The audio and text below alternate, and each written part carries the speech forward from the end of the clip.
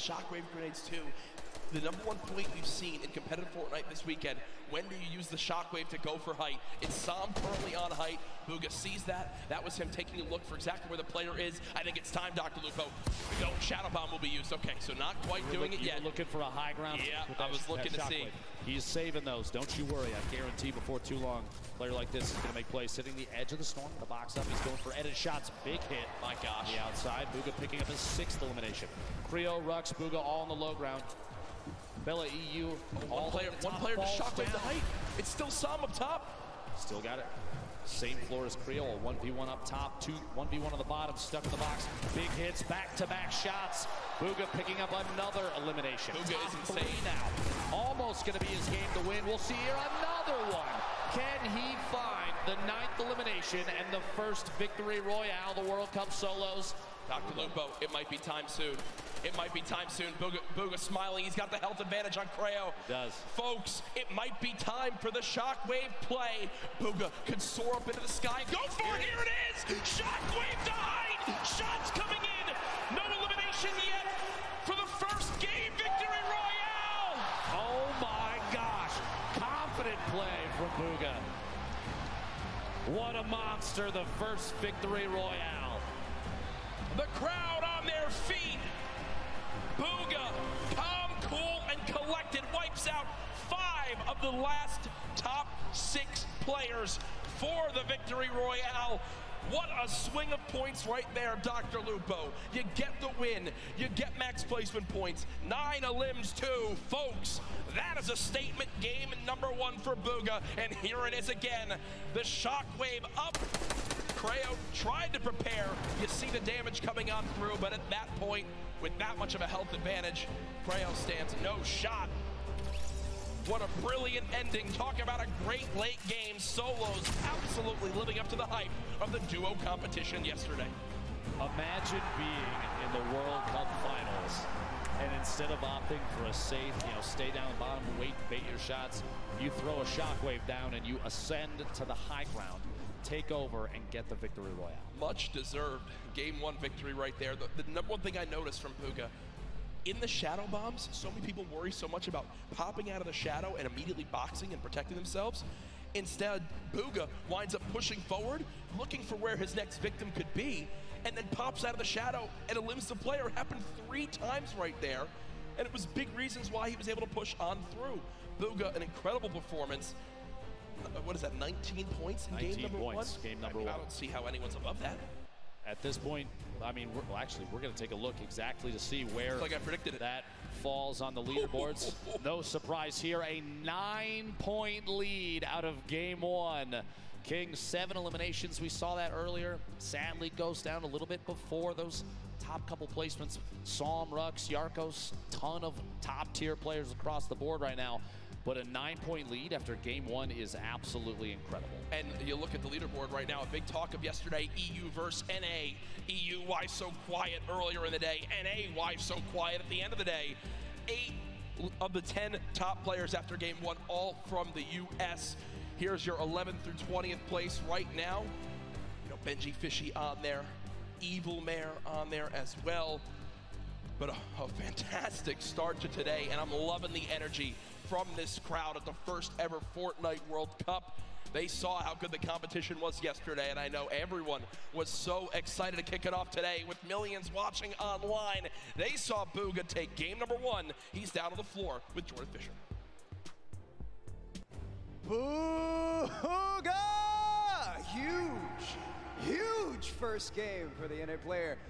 That's what you want to see. You want a health advantage at the end. 9 elims to cap off an incredible first game. What is your thought process going into the final moments of in-game, right? A 1v1 there at the end. You've got health advantage. What are you thinking?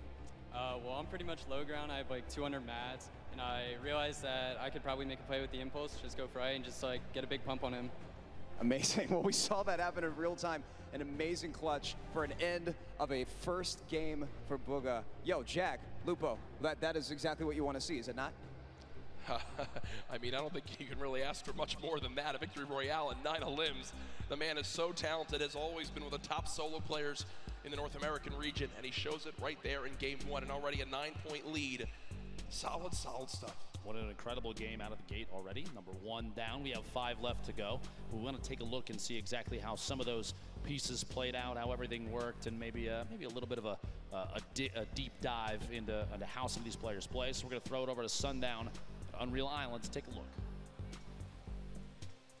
Thank you so much, Lupo and Courage. And while Booga was able to dominate the rest of the lobby, I want to take a look at one of the other most marquee and aggressive players we saw. He had the entire lobby saying, Toda salve al rey de Argentina. It is king of 9Z with an incredible 70 elimination run in 20th place.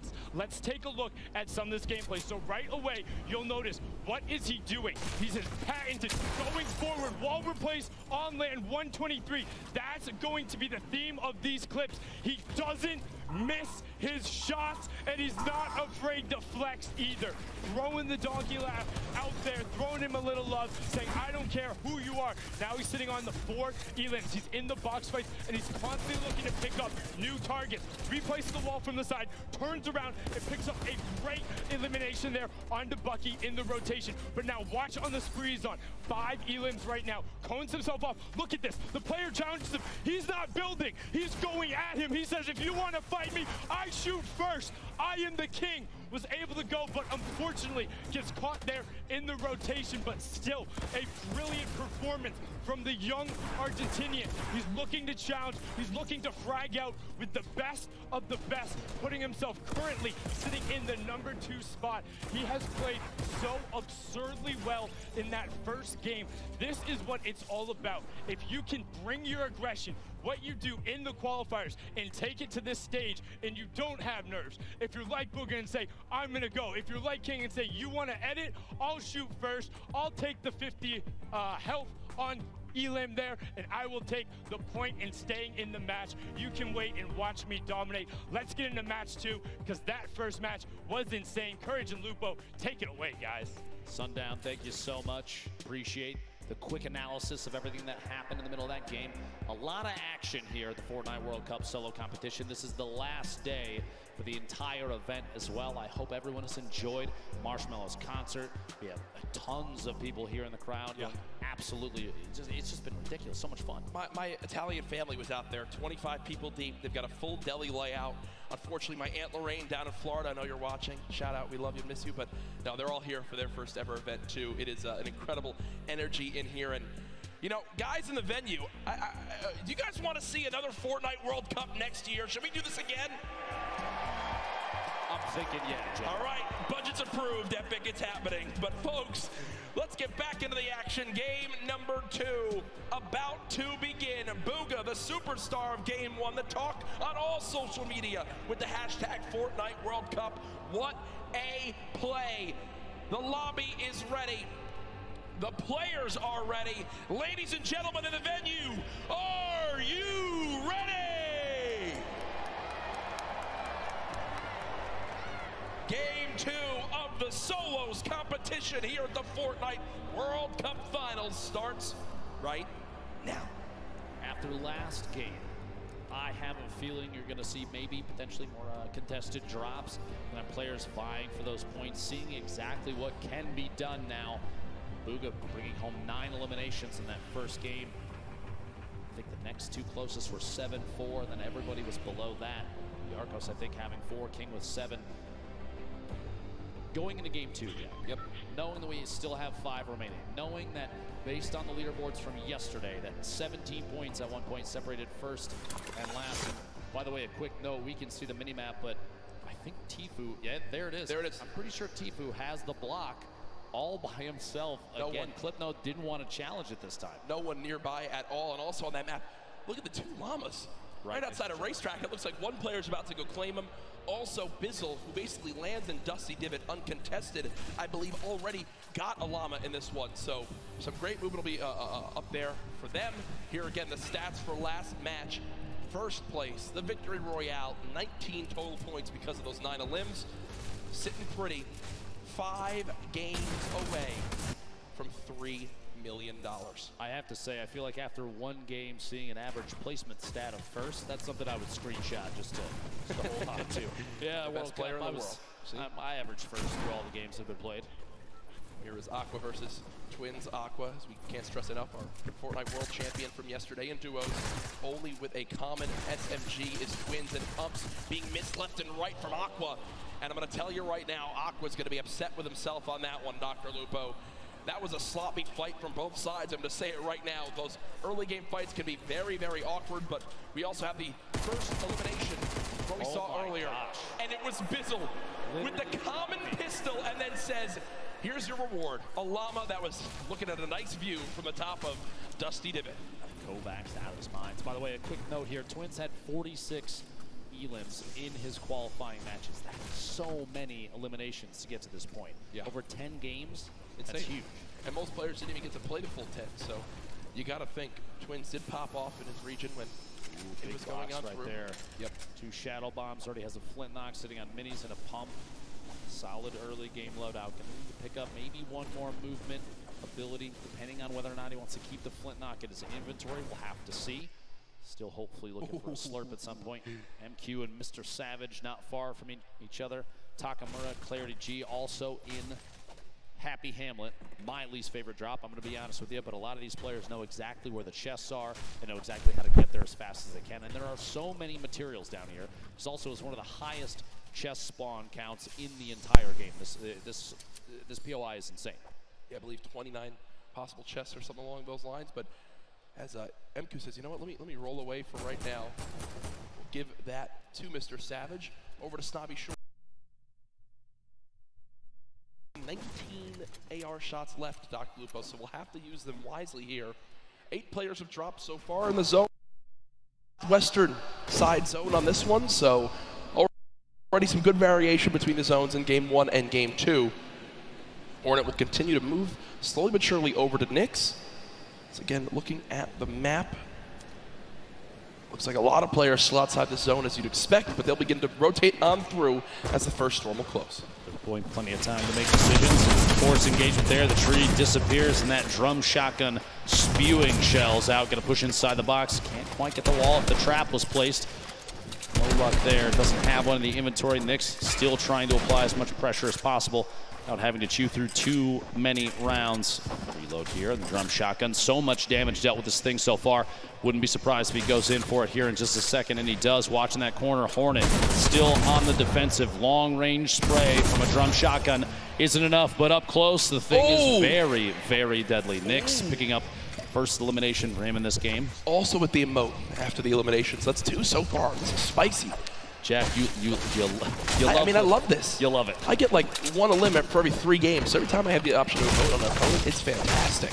A very important note there. Nyx had the most eliminations in the online opens at 61 during his qualifying week. That's crazy too. And Nyx from Brazil we often saw very aggressive gameplay from those players during their qualifying matches. All they would do was kind of just stomp through their lobbies. We always talk about how insane it was. Here's the inventory for Tfue right now.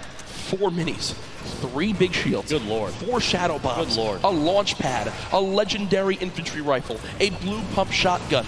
Tfue set up for the rest of this game, nearing max materials as well. This is what happens when you give this man block all by himself. Nobody wants to challenge here, but it's one of the best loot spots in the game. Gobab's over on the right side of your screen, going to try and take that southeast corner building, see if there's anything left inside. But there's so much loot here at the block, so many materials, so many opportunities to get an advantageous position too, because you're right up the hill. Like I said before, this baller spawns up there. Those are going to get grabbed pretty quick, but if they don't, if you're lucky enough, you have free rotation as well. It's also not terribly far from a slipstream to the south, just past the umbrella quarry down there. Meanwhile, Mr. Savage stuck in a 1v1 down here at Happy Hamlet. There's actually 3 players total. My apologies. You see on the mini-map in the bottom right there. They can't see those arrows, but we definitely can. And Crew and Takamura still down inside in the building. And audio cues trying to listen for each other. Takamura, you see, not really moving. Crew trying to do some wall replacing to build up a little bit of a material buffer in case fighting does happen here. I think Mr. Savage is going to rotate out. Here is Tfue with a player just in front. Looks like a fight he's potentially looking to take. Not sure exactly what the health is of the opponent just ahead, but you got to think, okay, so there is a health advantage. Maybe Tfue did a bit of damage as Kluja will begin to heal on up. So it does look like Tfue damaged a player, thought about challenging, but for right now, we'll just box for a moment. They are very, very soon gonna have to move towards his zone. If you're watching online and you get an opportunity here to clip some shots from Tfue, it's going to be very accurate. We've seen it before, and we'll see him again with that infantry rifle. One of the best in the game. That was kind of greedy from Tfue. He has a ton of materials. I think he didn't expect his opponent to challenge and go for a shot, but because he tries to save a couple walls of wood, has to pop one of those big shields, and Kluja says, you know what? I'm out of here, and the zone's already there, so Tfue has a long trek ahead of him. Might have to decide if he's going to use a launch pad here. Probably not, as he does have the slipstreams down below, but still will take some damage from the storm. If there is a rift spawn up at the burger, he can take the zip across, jump off midway through, and go down and grab it. We'll see. Booga eliminated to start off this game in 90th place. So our game 1 winner out early on, which means that that 9-point lead will surely be cut down as this one goes on. Quick thing I want to remind everyone of, yesterday we were nearing the #1 trend in the world on Twitter. I'm going to challenge all of you right now. Use the hashtag Fortnite World Cup across everywhere. Send in how you're watching today. Let me know who you think's going to win. Hashtag Fortnite World Cup everywhere from the millions of you all tuning on in. Can't stress that enough. Let everyone know that the largest event, one of the largest events of all time, concludes today with a $30 million prize pot in total throughout the weekend. Keemstar holding an edit here. Stuck in a little stalemate. He's going to hold that side, look for the shot. Can't quite find it. Player backs out of that. Not fast enough to get Mr. a Savage goes down to Mega. Big names eliminated early in this game 2, the World Cup solos. Keemstar holding this edit yet again, just trying to wait and watch to see if he's going to spot this player and make a move. This might be an opportunity to make a play here. Twins kind of baiting the ultimate high ground here. Quick little resets, can go for a wall replace. Does get it. Pressure applied, gonna jump up. He built the ramp preemptively to defend against any shots. Here it is, a shot from the side does make contact. Twins down to 90 total HP. Big hit there with the shot. He's gonna try and rotate up on the outside, getting pressured against the edge of the storm, and a build off is kind of the only answer at this point. Quick, and it's down, doesn't quite find that the player inside ahead of him has the lead. Another big hit, 14 HP left for Twins. A build fight is all he's got left. He could shadow and try and get away, but if the player inside is smart enough, Keemstar knows exactly where to shoot. Twins is going to go down. We'll see here. One pump is all it takes, though, with this thing. 150 HP. Oh my gosh. Almost going down there. No shield remaining. A back and forth between these two titans of Fortnite. And there it is. Keemstar finding the lead with the shotty there, and Twins eliminated. Move towards Storm Surge kicking on in. I do want to point out where this next zone is. Spoke to production. We'll bring that back in for you all to see just how insane zone number 2 will be for everyone on this map. Actually, it's ridiculous. Yeah, because they have a long, long run ahead. Look at that. All the a third way of to the the zone south side. Off the map. Not only are you forced all the way to the bottom of the map, you've got nothing on the south end of the safe zone.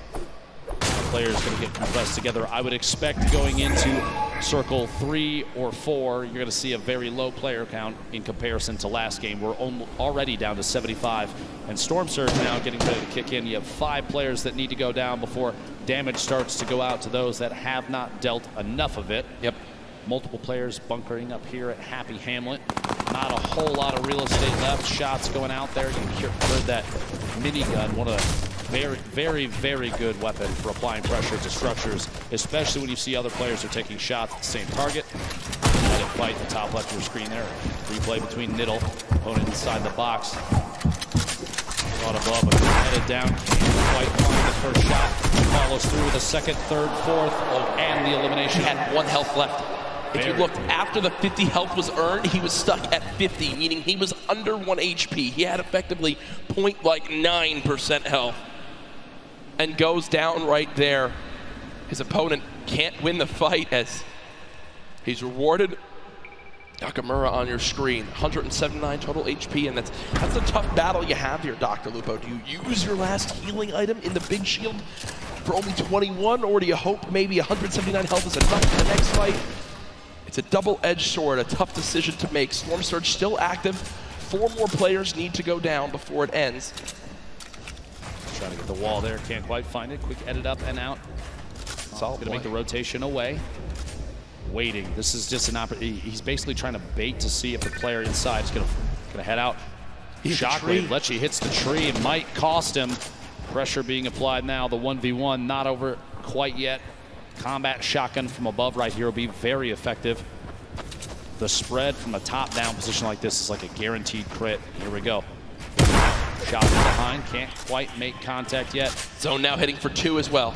Player's gonna have to go for it very soon. Here we go. Another Shockwave to push away. Storm Surge is active. He's way above, and those bandages are gonna be key to survival. We'll see. I guess the swap in position. Lecce took the high ground temporarily here. They're at a point now where they basically just, one of them needs to get in a fight. One of them needs to win this fight if they want to survive for the 50 extra health.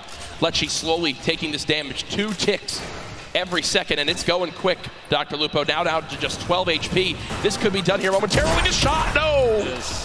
Moffin wins it with the quick shotgun to the dome, and you see, using 4 bandages, the 50 health puts him back up to 100. It should be enough to move on in. Storm Surge now over as well, and the next zone just popped up, and it's even more Southwest. Tfue still alive in this game. So far, 0 eliminations, still though with this magnificent inventory for the late game. I just want to say that the bait outside in the storm, forcing your opponent to take damage knowing that they're not healing through their own HP, basically a way of weakening them, and then you choose the time to engage, means you don't even have to be as active as before.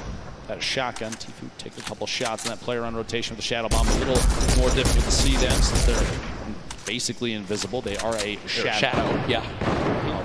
Is that why they call it a Shadow Bomb, Jack? Not entirely sure yet, as I'm still figuring that out. Tfue not safe in the next zone.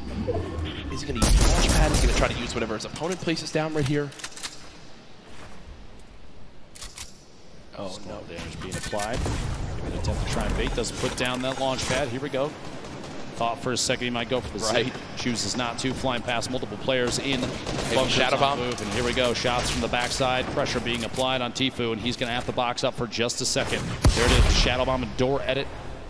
He'll make a move on the outside. He is in the shadow form still, and you can keep this by jumping against the wall. That was not a good Shadow Bomb, I can tell you right now.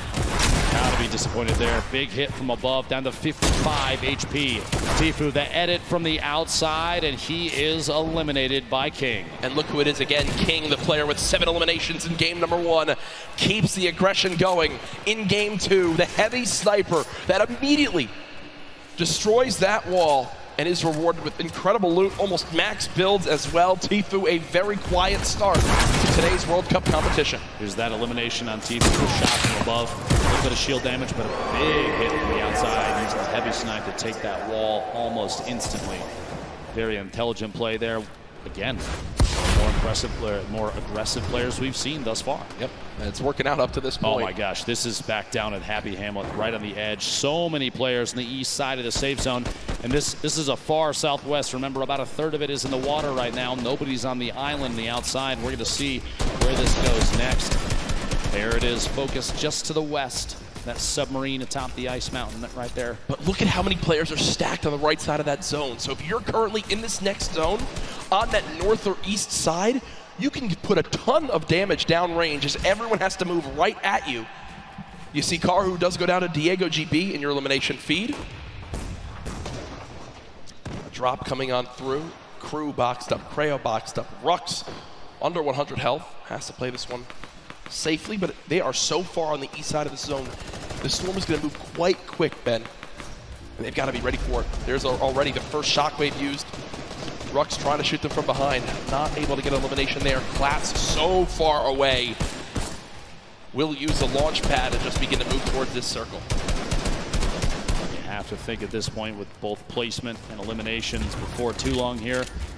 King maybe taking an opportunity to push into the first place position on the leaderboards, especially with Bugha going down so early in this game, 90th place. I love this outfit from Rux right now. He's a dinosaur. No, I'm talking about his real life outfit. He's a dinosaur. He's set up to play in the Fortnite World Cup at 1, and then he's got a dinner date at 7:30. So good for him. Listen, class is everything, Jack. I mean, the guy looks great. I'm going to give a shout out for that. Best dressed, 2 extra points. A Fortnite World Cup champion right there, Rux. Uh-oh. but only a 6 damage tag from the side there. Didn't have to panic too much. That I would panic a little more about. when you have no movement, in that part of the zone, it's literally exactly what I just spoke about. King on your screen, but also something we haven't spoken a lot about, Reverse 2K. Duo with Ninja, unable to qualify together for this competition, but did make it into solos, and now seeing what he can do by himself. Was on the far side of this zone, so also not a fun spot by any means. Quick note, King currently has the highest damage in the match, 574, meaning, like I said, that aggressive gameplay. Still in it, still trying to win, still trying to get the beat on players, and a quick beam on Aspect up the ramp, caught off guard by an edit play. A shot through the wall, gets the follow through with the edit. Nate goes down. He is playing out of his mind right now. King reminds me of like Vinny and Zextro back from the earlier duo competitions when they would just try to fight anyone they saw.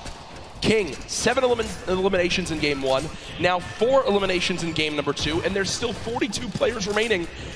And there is only one person in the next zone that just popped up, Dr. Lupo. It is as far west as possible, and look at those arrows frantically moving on over as everyone knows prime real estate is available. This is one of the most insane zones I've seen. Look at, no one's in it, no one's in it. Quick couple notes about King, one of our players from Argentina. He is the minimum age required in order to play in the Fortnite World Cup. A 13-year-old savant. Wait, King is 13? He is indeed. My goodness. Jack is 11 million times better than both of us combined. Yeah, I mean, that is absolutely ridiculous to think about. Cosmic on the height. Vivid is still alive in this game. Arcro is still alive in this game. Draken's still alive in this game. What does King use here? Looks like will again place the launch pad, and what you saw right there, a ramp placed backwards to bounce off of it so he doesn't go all the way up. It's basically a sitting duck up in the air. Kind of flows quite quickly towards the opposing player. King, imagine winning $3 million as a 13-year-old. I mean, I think I would have bought like a Razor scooter when I was that age. Probably. And enough ice cream to, well, don't really know where I was going with that one, but to be honest, there's going to be a lot of ice cream. Surprised that food's the topic here. The push through the air. King getting aggressive into the next safe zone. Here we go. Going to have to hold a wall for just a moment. Little drop down. I like this repositioning. He doesn't want to remain on the same elevation. He's got multiple floors now in case he needs to take a drop there. Yarkos gets beamed from the side. Limited by Scalar. Arkham in the feed, pick it up, and Elam on Bella EU. Dubs, Bucky, multiple players still in this game on your screen. Clicks taking out Cease in the feed. 29 players left is the big thing to note. Four more from placement points, which if you make it the top 25, instantly 3 points earned. That is on the mind of every player still remaining, and the zone's still moving west now. Shots through. Minigun, a quick swap there, picks the shotty back up. Interesting little play on the fly there from Zell. Trying to do it just enough damage to the wall. Here we go. Shockwave. Gonna look for optimal placement. Maybe a little bit of time to disrupt the Shockwave into a Shadow Bomb. 9,000 IQ. I didn't even know you could do that. Get all the way across the map and take as high on the mountain as possible. Very excellent play there for positioning the King, the star of the show. Thus far for game 2, 5 eliminations. We are in the top 25 for placement now, so those points go out. That's got to push King even higher on the board. Yeah, King was already surging towards the top of our leaderboards. Now could very well be after this game. King spraying on through with the submachine gun. Players moving as fast as they can over this mountain. The left side of your screen, now the full screen. Enku still moving through. Look at how fast he can tunnel. Benji Fishy's still alive in this game, just took down Drakens. Down the hill we go. Rogue Shark on height right now, but we'll need to waterfall down for a moment. Vivid still followed on up. King down to just 40, 30, 20, 15 HP. Under 10, no, still 17 HP. Will only be at 42 effective health. I mean, if he gets any further than this, it'll be an absolute miracle. No, down goes King, but I think one of the crowd favorites beginning to emerge today. Fantastic performance at this point. Benji Fishy goes down as well. A little bit of a crowd building up behind him. Dubs still in a baller at the bottom. Top 15. Star sitting on 2 eliminations in this. The entire field is at the bottom of your screen on the left with Rogue Shark remaining up top, forced into the drop. Let's get away. Looks like a Shadow Bomb to save from any fall damage. Vivid beamed on the rotation up to the ultimate high ground. Vivid's on height. Still there too. Vivid's on height. Has an opportunity here, can capitalize and take shots on all these players rotating. At this point, Vivid's best bet is to force players out of ballers into fights. You don't want to let them remain inside and safe. If you pop them out, it may be an exposed position. Other players will take shots, and that's going to get you in a better place. Look at the ballers. The ballers beginning to scale the mountain. Vivid, I think, still has high ground. Has time to pop a mini by chance? Nope, nothing as of yet. Now the fight for height begins. Vivid building out of arc from in your elimination feed now into our top 10. Issa, the controller god as many regard him as, takes down Sam. Another one onto Thatch too. So Issa from Europe getting involved in this game as well. Vivid and Rogue Shark all the way on high ground. Still multiple ballers in play. Ladies and gentlemen, this is the Fortnite World Cup Solos competition. This is game 2 of 6, and oh no! Vivid has lost the high ground, but he says no! This is mine, young man! And takes it right back. No mats! No mats! No life! Vivid is out of this game. But he got the elim! He got the elim on a Rogue Shark. He's at 2 eliminations, sitting in the middle of the pack right now. 7 players remaining. The end of game 2 right before your eyes, folks. 120 total HP. He can't spend any time out of the zone right now. Player goes down inside the box. Can't quite get in. One right behind outside. Can't find a beat. Issa goes down, placed in 4th. A 1v1. Dubs, the ultimate high ground. The crowd cheering behind him, looking to see if he can capitalize on this advantageous position. Down low, it's Dubs versus Skite. A little bit of a build-off between the two, layering defensively against each other, but Dubs, no builds. One build. The flint knock to save him on the drop might be the play, just outside ahead of the build. Maybe can catch himself. Oh my gosh, is he around inside the storm. This might be it. Shockwave into the flint knock, into the safe zone, doubling back, another one, a valiant effort. He's got to find a bead, but he won't be able to do it. Ladies and gentlemen, game 2 goes to Skite. Skite had 27 health left, 8 HP. If he took one hit from the storm, he was dead, but he clutches on up. We heard in the interview earlier, he said, I'm gonna play my game, win, do what I do best, and Skite does it there. Dubs, what a valiant effort. Look at that. Look at it, Skite's HP. Literally one storm tick would have been enough, but Dubs had no mats left and unfortunately didn't wind up making it up that mountain. Skite just wins, and there you see the celebration. Game 2 goes to EU as Skite comes out on top. Single elimination, 11 points for Skite. Gonna be great for the leaderboard. We'll have to see exactly where they end up. But a big, just honestly, a maximum effort from Dubs was insane to try and stay inside. Absolutely incredible. Here's your leaderboard as it stands right now. First place being held by Booga. 9 elims, 19 points from that first game. No showing in the second game, but it's still enough to keep him all the way at the top. But King slowly climbing his way up to the top, just behind now by only 1 point. Folks, King can't drive because he's 13, but he can win $3 million today. When you talk about lives being changed, it's what the Fortnite World Cup Finals is all about. And now our crazy 9-point lead is down to just 1, 1st through 10th within arm's reach. Our top 20 absolutely there as well. This is still anybody's game. Saying the spread between 1st and 20th still very, very close. Anybody can climb all the way to the top in an instant, as we've seen countless times of the 10 weeks of qualifying all the way to here. New York City for the Fortnite World Cup, and this is the final day. Jack, today we give away $15 million in prizing. It is absolutely crazy. It's insane. The energy in here so far today. I'm sure everyone's having a blast watching. Games 1 and 2, fantastic. So much happened, even more than we could probably even take in, and that's why we've got great people like Balla to help us out. Thank you so much, Courage. Yes, I'm here. We have a ton of awesome plays, a lot of action unfolding in that game. I'm gonna help break it down. We're gonna hop in with King, who got so many eliminations this game, no placement points. But if you recall, the beginning of this, nice tags here, gets the player white damage. He knows he has health. He knows he just has only health, no shield. He just continues forward and goes for the box fight. in the second zone. The zone is about to start coming in. He has no fear, the aggressiveness of the player, and the double edit makes him fall right back into his own box that he had a floor on already, gets the cone on top. That's Leleo, another player from South America, but he continues to take out big names, and here is Tfue. He tags him a little bit, but then pulls out the heavy sniper right as Tfue takes the box. And because of that, that came as a surprise to Tfue that he could bring out the heavy sniper, take the wall right in that instance. Usually he'd be expecting the pickaxe on the wall, but the heavy sniper, speed.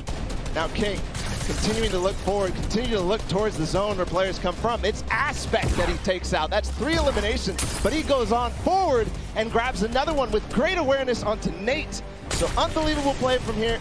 King is just racking up elims. Again, no placement points in this game, but he still pushed himself within distance of Booga, who Booga went down earlier there. He took out Clicks as well in the box. And he's taken out Aspect, he's taken out Tfue, he's taken out Clicks. These are some of the best box fighters in the world. But now, King, he's saying, hey, I'm here at the Fortnite World Cup. I am one of the best box fighters in the world as well. So guys, that's King, the story so far. He's climbing the ranks, he's inching ever so closer to Booga. Gentlemen, back to you. Great stuff, Bala, and yeah, a fantastic breakdown of how King has made it up to our second place spot so far. We were only a third of the way through today's competition on the road to crowning a Fortnite World Champion. Thoughts after games 1 and 2? I love to see the aggressive gameplay from King and others. Those kind of plays you don't often see in the Fortnite World Cup or really any competitive play. A lot of players are waiting for those opportunities to maybe get shots on players that are moving, that kind of thing. It's been great to see, and obviously a crowd favorite here, as we've heard people erupt every time he pushes into another box. What about you thus far? Crazy action. I'm really interested to see how these different landings continue. We've already seen games 1 to game 2, people switch up their spots, land at different areas, and sometimes it's come back to bite them. All I know is, though, that's going to do it for us two for right now. We'll be back later today, but down on the floor we have Zeke with some more information on our players. Thank you so much, Lupo Courage. Man, what an insane first 2 games here on the first day, or the final day of Solos competition. Booga with insane shockwave play to give him the high ground. And then here, Sky, his positioning on point, which gave him the win over Dubs. I mean, you guys, and of course, the Marshmallow performance. If you guys are here, how have you enjoyed the day so far? What do you think? Some of you are still sleeping. Guys, what do you think? This is it, the final day! There it is. You're awake. I appreciate that. Now, of course, guys, we've been getting through this Fortnite action all weekend long. But don't forget, we actually had creative happening earlier on Friday. Now, if you remember, there was a certain team captain with a great crew. They won, and they became the first ever Fortnite World Cup creative champions. And that was the Fish fam led by team leader Scissors. Now, we felt we probably should go ahead and check up on him, see how things are going for him. So let's go ahead and do that.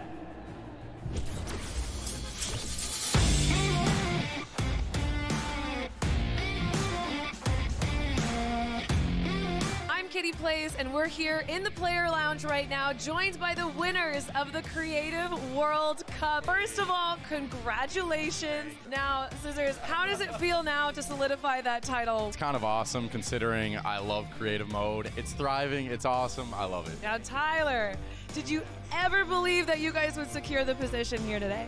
Yeah, I always knew we had it in the bag. You know, we're the week 1 qualifiers. We're the most stacked team. There was no competition. Just when the last map was a death run, I knew we had that in the bag.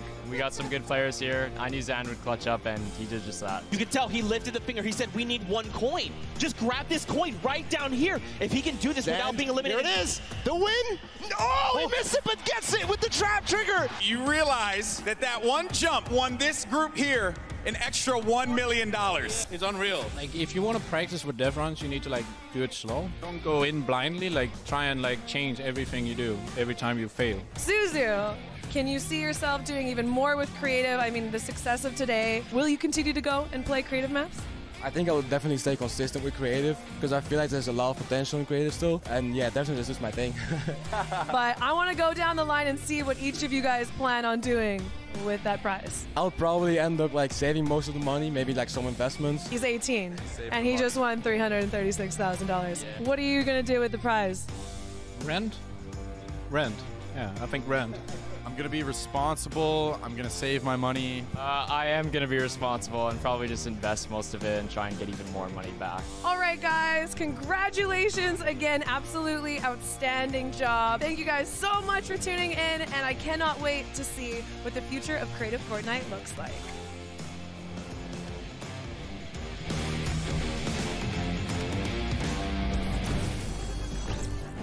Once again, massive props to Scissors and the Fish fam. They worked as a unit, and that's what got them the dub in the end. The grandfather of Creative shows up huge here on this stage. Now, of course, guys, we know you want to get back into games. I want to get back into games too, but first, let's just make sure they give a little bit of a break to the players. We'll hop back in as soon as we can. Now, I did talk about Creative a little bit, but don't forget, we also had that Celebrity Pro-Am. Players and people from different walks of life all came together to take part on this stage and play for charity. Now, of course, we had Ninja and Marshmallow, your 2018 Pro-Am defending champions that faced off against Airwalks and RL Grime, your Summer Block Party Pro-Am champions. And the winners in the end were actually Grimes and Airwax. They are two-time Pro-Am champions. So let's actually check in with them and see how they're doing.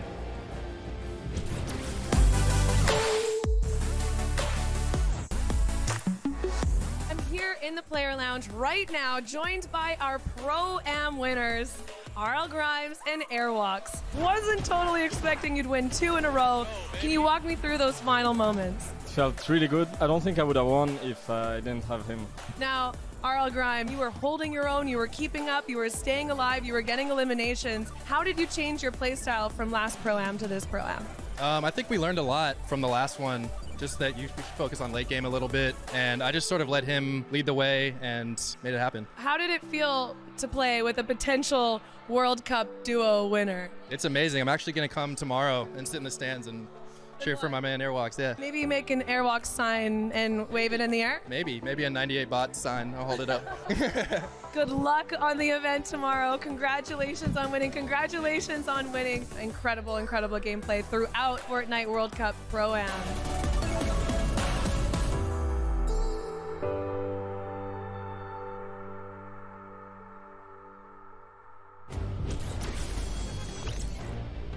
Man, Grimes and Airwax coming in clutch. Very happy for those two, but I'm actually happy for this guy right here. This is one half of your Duos World Champions. This is Nyrox. I need you guys to make some noise right here, right now. Show him that you love him. How does that make you feel? You got all these crowds. That's great. Feels amazing. There you go. Now, Nyrox, let's chat a little bit, right? Because you played yesterday, like I talked about, in the duo competition. Your partner, Aqua, is actually playing today in the solo competition. So what advice did you give him heading into these games? I told him earlier this morning that he should stick with the plan we had yesterday. And even if he has a bad start, he can still make a comeback like we did. And he can still take the trophy home. That's pretty good advice, pretty good advice. Now, you're already a world champion. You've got the title. So how does it feel now that you've got this title, you're here, you get to experience this and watch the solo competition, you know, how are you feeling after all that? I mean, it feels amazing winning the duo, even though I want to compete in solo as well. But hopefully this gives me confidence in solos, which makes me do better in solo next tournament. Okay. One final question for you. This morning, you know, obviously yesterday was a huge day. You had a night to kind of sleep on it, and then you woke up the next morning. Did it sink in? You know, how did you feel the next morning when you're like, man, I'm a world champion? It feels surreal. It doesn't really feel like I've won anything because it was so big. It was almost too big to imagine, but yeah, it feels amazing. Well, again, massive congrats to you. One half of our world champions. Again, give him some love, Fortnite fam. Thank you again, Nyrox. Appreciate your time. Now, there's actually another player we want to talk about real quick, and that is Skite. He just won this second game, so let's see what he's got to say.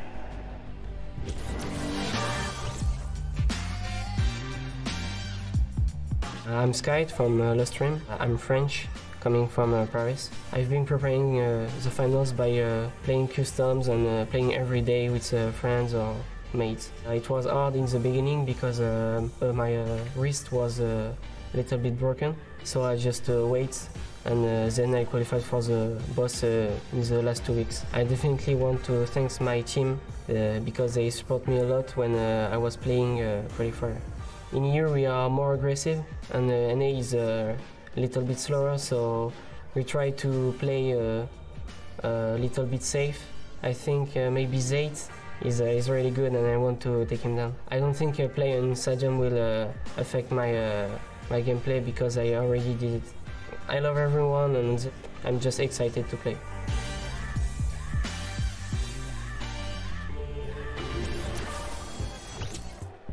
There you go. There you have it. I mean, Sky, this guy is amazing. I'm a big fan. Sky, you know this. I'm a huge fan. Now, guys, there's so many players. There's 100 here that I wish we could spend so much time talking to every single one individually. But let's actually dive in specifically to one, and that's a Mr. Vivid, you know, Mr. Clutch Man himself. Unfortunately, it didn't work out for him there, but don't worry, he's going to bring some more heat. We actually had time to spend with him and his hometown, learn more about him, so let's watch this together.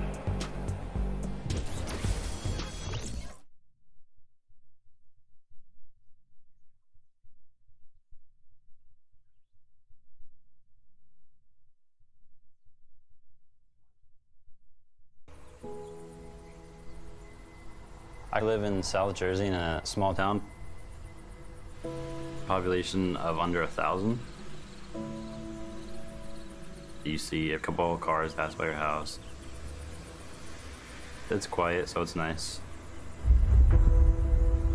Here, I played Fortnite at the highest level. Vivid picks it up. Gets the elimination. My name is Noah Wright. Oh, yeah, bud. Also known as Vivid. Let's go, dude. I am 21 years old. I've been playing competitive Fortnite for almost a year now. Vivid, a familiar name to a lot of fans. What makes me a successful player is probably all the hours that I put into it. The schedule gets kind of crazy, but I'll keep myself in good shape. I will do a workout routine, 20 minutes on the exercise bike, 15 minutes of stretching, and then back to playing Fortnite. Look at that! I don't know what's hitting you, bud. What's hitting you? Just having fun. Vivid popping off. Taking that victory royale. That was insane.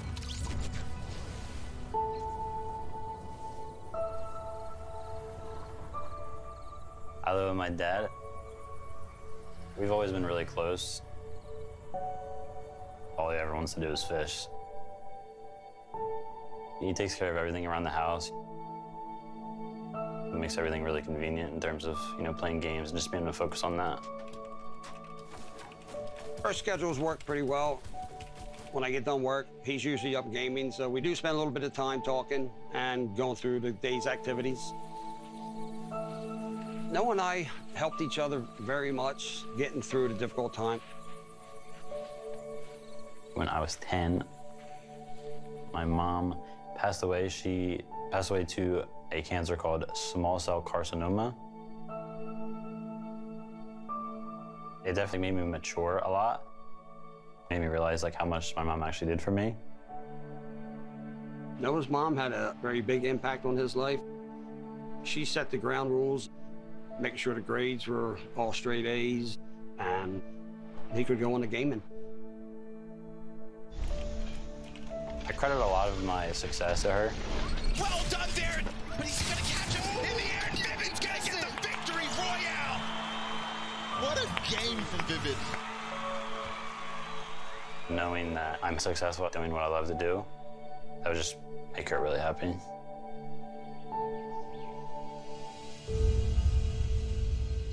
Ready? Yeah. Fortnite granted me with a decent amount of money. I can help my dad out now, so I got him the boat. He presented it to me for being a great father, bringing him up since our mother passed away.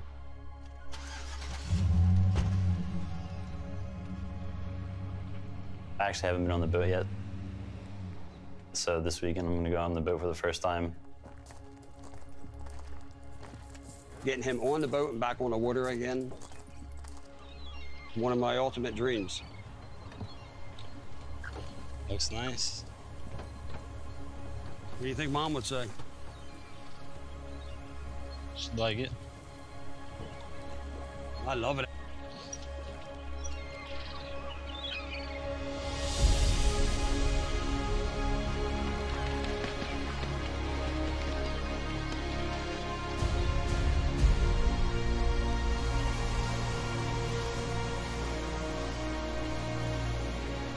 I want to thank you for this and everything.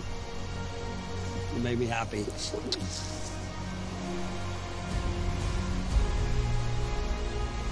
do you think of your first trip out here? It's nice. Now you gotta come out more often.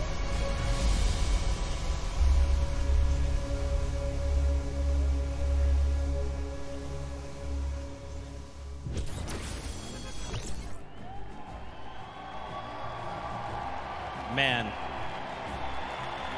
I'm gonna be honest. I'm trying to keep myself together right now. I know how you're feeling, Vivid. I am very close to my own mom, and she means the world. If you guys have a chance here to meet Vivid, he is genuinely one of the most hardworking, kindest people you will ever meet in your entire life. If you can say hello, take time to do it. I promise you will not be disappointed. And of course, Fortnite fam, we got to keep the games coming. Games are about to be underway. The players are back. They are ready to board the battle bus. So for now, we're going to send it back up to none other than Monster D-Face, Golden Boy, House DJ Mike Realm. Bring the heat.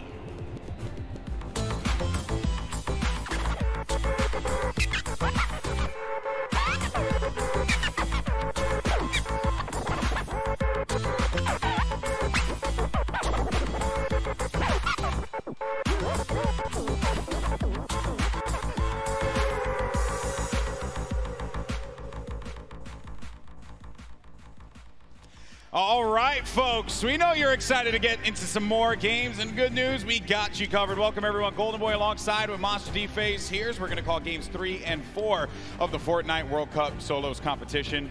And, man, you couldn't have asked for 2 better games to start things off, Monster. Craziness through and through, top to bottom. Best players in the world, and they're showing up here on the world stage. I mean, you guys saw the reaction. Booga, with the insane game 1, had us jumping out of our seats, quite literally. And man, Sky, at the final moments, I thought we were going to see a victory comeback from Dubs with a flint knock, shockwave to, shake up the entire place. Yeah. But it was great. Yeah, it was very, it was a nail biter. Let's just put it like that. But let's run over the format and how this whole thing's worked. So at top 25, players will start to get 3 points. Then we move on to 15th place. At that point, all the players that are still remaining will get an additional 2 points, making it a total of 5. Then after that, if they get to the top 5, they'll add 2 more points to that, making it a 7-point total earned for staying alive all the way until the end. But if you get that victory royale, you get a total of 10 points, so plus 3 coming out of the top 5 there. And each elimination is going to count for 1 point. So look for these players to play for the placement. Some, like King, want to play for those eliminations. And then the prizing, it's all on the line for $3 million for the first place prize. 1.8 million for second, 1.2 million for third, and then 1 million as well, plus for fourth. That is crazy. That's a lot of money. Yesterday the duos had to split it. Today it all goes to you, right? It's just a solo competitor. So, and everyone here is a winner. We're here to celebrate every single player that has made it this far. If you stepped onto this stage, you are already a winner. The marathon that they took to get up to this point, bananas to say the least. 10 weeks, grueling competition in both solos and duos, and for a lot of our competitors that had to prep not just for the competition today, but also yesterday. Now we're already 2 games in. We had mentioned some of the players that had performed very well, right? Your Booga, who had a monumental game 1, and then you also had Skype, who was able to just outlive everyone else and stay alive. But it is Booga who still holds first place, but by 1 point, because Argentina's very own King is looking to contend that, and that is crazy. I mean, talking about aggression, this guy embodies it. Yeah, you've seen him time in and time out. It's players like King that really make these tournaments interesting to watch for the spectators at home, for everyone here in the audience. You gotta have your King show up and bring that action all the way through to the end. And it's not to discredit anyone who made it this far. These guys are still in the running. Yeah, it's only 2 games in. Games 3 and 4 are going to be just as important. Players are going to have to step it up if they want to get within the top 20 here. There's just so much on the line. There you see Booga, who's getting ready, getting prepped up. Everyone is so hyped up here at the Arthur Ashe Stadium. And I don't even know what to expect, man. Game 3, like, what are we even going to get? We're seeing early aggression here from a lot of the South American players. Our players that we talked to from North America and Europe said that was what they wanted to avoid, was the South American aggression, the OCE aggression. But this time it's South America that's showing up, Monster. And not to bring it up, but you know, you saw exactly what happened when King walked into Tfue. He just saw him trying to shadow bomb peacefully to the zone. They were not safe, by the way. They still had to make it through to Happy Hamlin, but King said, you know what, I'm gonna pause right here and I'm gonna take this fight. And that is how the Brazilian region does. Yeah, that's how they do it, man. They just want to take the fight. They want to go right at your face. They don't care who you are. Listen, you can have millions of subscribers on YouTube. You can have all the Twitch Prime subs. You can have all the fame and the fortune. But at the end of the day, everyone that's in that game, they're all equal. There is no upper hand depending on how popular you are, and you shouldn't be treated that way either. You should just go at them with everything you got, because that's what it's going to take to walk out of New York City with $3 million in your pocket, which, by the way, you'd have to have a very big pocket for that. Take a look there. Benji Fishy has been showing up. I told him to play to the crowd. I said, play to the crowd. Have some fun with me. Yeah, good to see him smiling. You know, we were there in the warm-up games. He was a little timid, but Benji, loosen up, buddy. There goes Mr. Savage. And the rest of our competitors, Creo, Kinstar, Vivid, of course. This is a big moment for everyone here. Game 3's close. And it must be cool as well to see you guys. Give him a round of applause. He waved to everybody. He waved to everybody, you know. That's not bad. All right, so here we go, folks. It's now time to jump into game number 3 here for the Fortnite World Cup Solos competition. The countdown has begun. The players are loaded up in the battle bus. This is it, all on the line. Let's see who will take away another victory royale, or will we see one of our 2 winners get back-to-back wins, get double wins? That will be massive for them. Oh man, I'm excited, Monster. And so far, Aqua has been the only player to prove that he can win on a stage of this magnitude. But just to give you guys a little context on the bus here, this is a bus coming from the south to the north side. So all of your competitors are going to get, yes, a fair split at the map here. And that's exactly what you like to see. You want everyone to have a fair shot at the map. So let's go and see as Skype is looking to land here. We saw Skype win that last game. Yep. It's just outside of Pleasant Park. He's probably playing for some ballers here in our top 10 over on the left-hand side here, Golden Boy. Booga, King, Commandment, Psalm, one of our competitive veterans doing so great right here. Even with that 1 win, though, Sky is still in 6th place. Yeah, it's wild to think about that. That's what it took for him to be able to climb up into the top 10. Only 2 eliminations to his name currently standing. But we're going to keep eyes for the time being here as we head on over to Junk Junction. There's a hot spot there as well. We have talked to some players about landing for hot spots.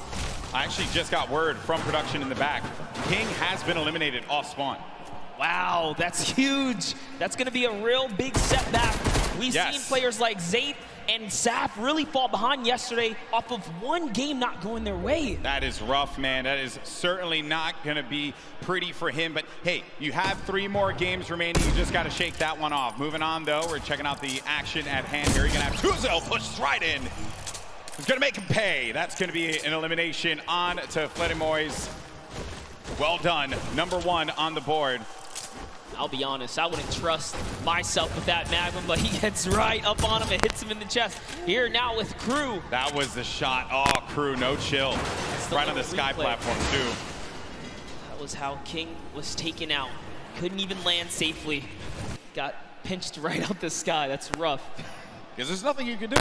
You're in a glider state. You're just floating down. You're hoping that no one's looking right at you. The players at this point, they're going to go for those shots, those open opportunities.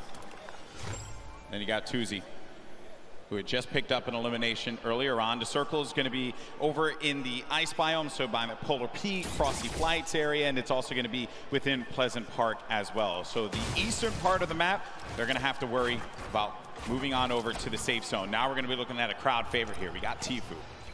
Yeah, He's had the best run so far. He's been playing the blocks. He's been getting out of the block successfully. It's actually Clipnode who's been landing here from the Brazilian region. Again, known for landing on a weapon and pushing straight into whoever's at the block. But Tfue has successfully defended himself. Even in the warm-up games, T was winning all of the early game engagements. And, you know, shout out to Clip. He actually changed his strategy. Clip went for a shot there. Yeah, but Clipnode stopped pushing, though. He's not using the same strat. He's actually adopted so far. But let's see what Tfue can do in these moments. He's chucking some perfect grenades across. Yeah, in game one, Clipnode ended up getting everything that he needed and then disengaged out of the block, whereas Tfue took a little bit more time to loot up, get as much as he possibly can.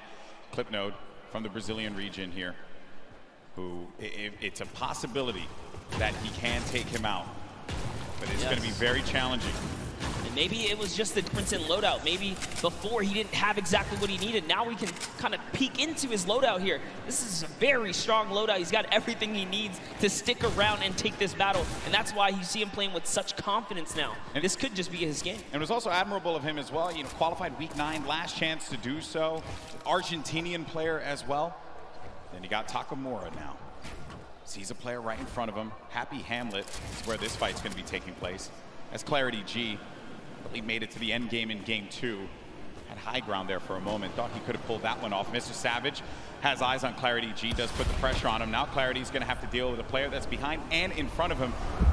So just shadow bombs on out of there. He's going to have another one to use as well in case he needs to pop it, but it doesn't seem like anyone's going to be paying any attention to him for right now. There's over 6 players landing at Happy Hamlet, but we're jumping right into this battle right here. Unknown Army, who has had the time to prove to the world that he is here to bring the heat. Early on in our competitive days, Unknown Army was known. Take over, Golden. This is it, man. Unknown Army, one of our first controller players. Actually, he was our first controller player to qualify for the Fortnite World Cup. Perhaps this is going to be the opportunity that he was looking for, Monster. Put himself on this stage. Get a big opportunity. Things have slowed down here for a moment. He's looking to overtake that roof. If he can get possession of that, head it on out. And that's Commandment. Commandment's going to be sitting at the top 5 if I'm correct currently. A good fight here between 2 quality players. It's not a battle he wants to lose. There's lots to prove here. Unknown Army, one of the few controller players in it. We saw Wolfies have a big day yesterday. That wall's his. He's got the aggro. The last one is not, though. He's charging right in, and Commandment's going to have to get out of there. Didn't want to deal with that player. He knew the Unknown Army just had that beat on him wisely enough, and look at the health there. That's why Commandment does not want to go for that fight. He's going to be in dire straits right now, as Unknown Army does have the life lead. He's just taking all of these platforms, too. He's gaining control slowly but surely. Nice little peek right there. He goes for the staircase first. So clean. Doing this all with a controller. You know we have millions of players that play on controller at home, and he goes in, does apply white damage. One more, that's gonna do it. Commandment was in 3rd place, and Unknown Army now made him put in the place that he wanted him to. Dominant. And a little taunt to throw some salt on the wound right there. Now hopping to the other side of the map, we have Blaster, who's looking for a vehicle. He does have a baller. His main priority right now is metal and more loot. Let's take a look here. We got Martine. He's got eyes on a target. Also using his Sky Stalker skin. One of my personal favorites. Charges forward with that drum gun. Close range, but no! It was Low Boom who gives him the hands there. Fun fact, Christian, our boy from Fortnite VR Live, told me look out for Low Boom. Someone to definitely take eyes on. They did eliminate one another, though. So Boom, not in this one. Maybe you can find some better luck in games 4, 5, and 6. Yeah, that is the risk you take when you jump into someone's box here in the Fortnite world. Leshy, another controller player, bringing it back to the good old nostalgic Tilted Towers for that close-range PvP. He's going to get shot a few times right there, but still keeping his cool. He has plenty of extra shields and mobility.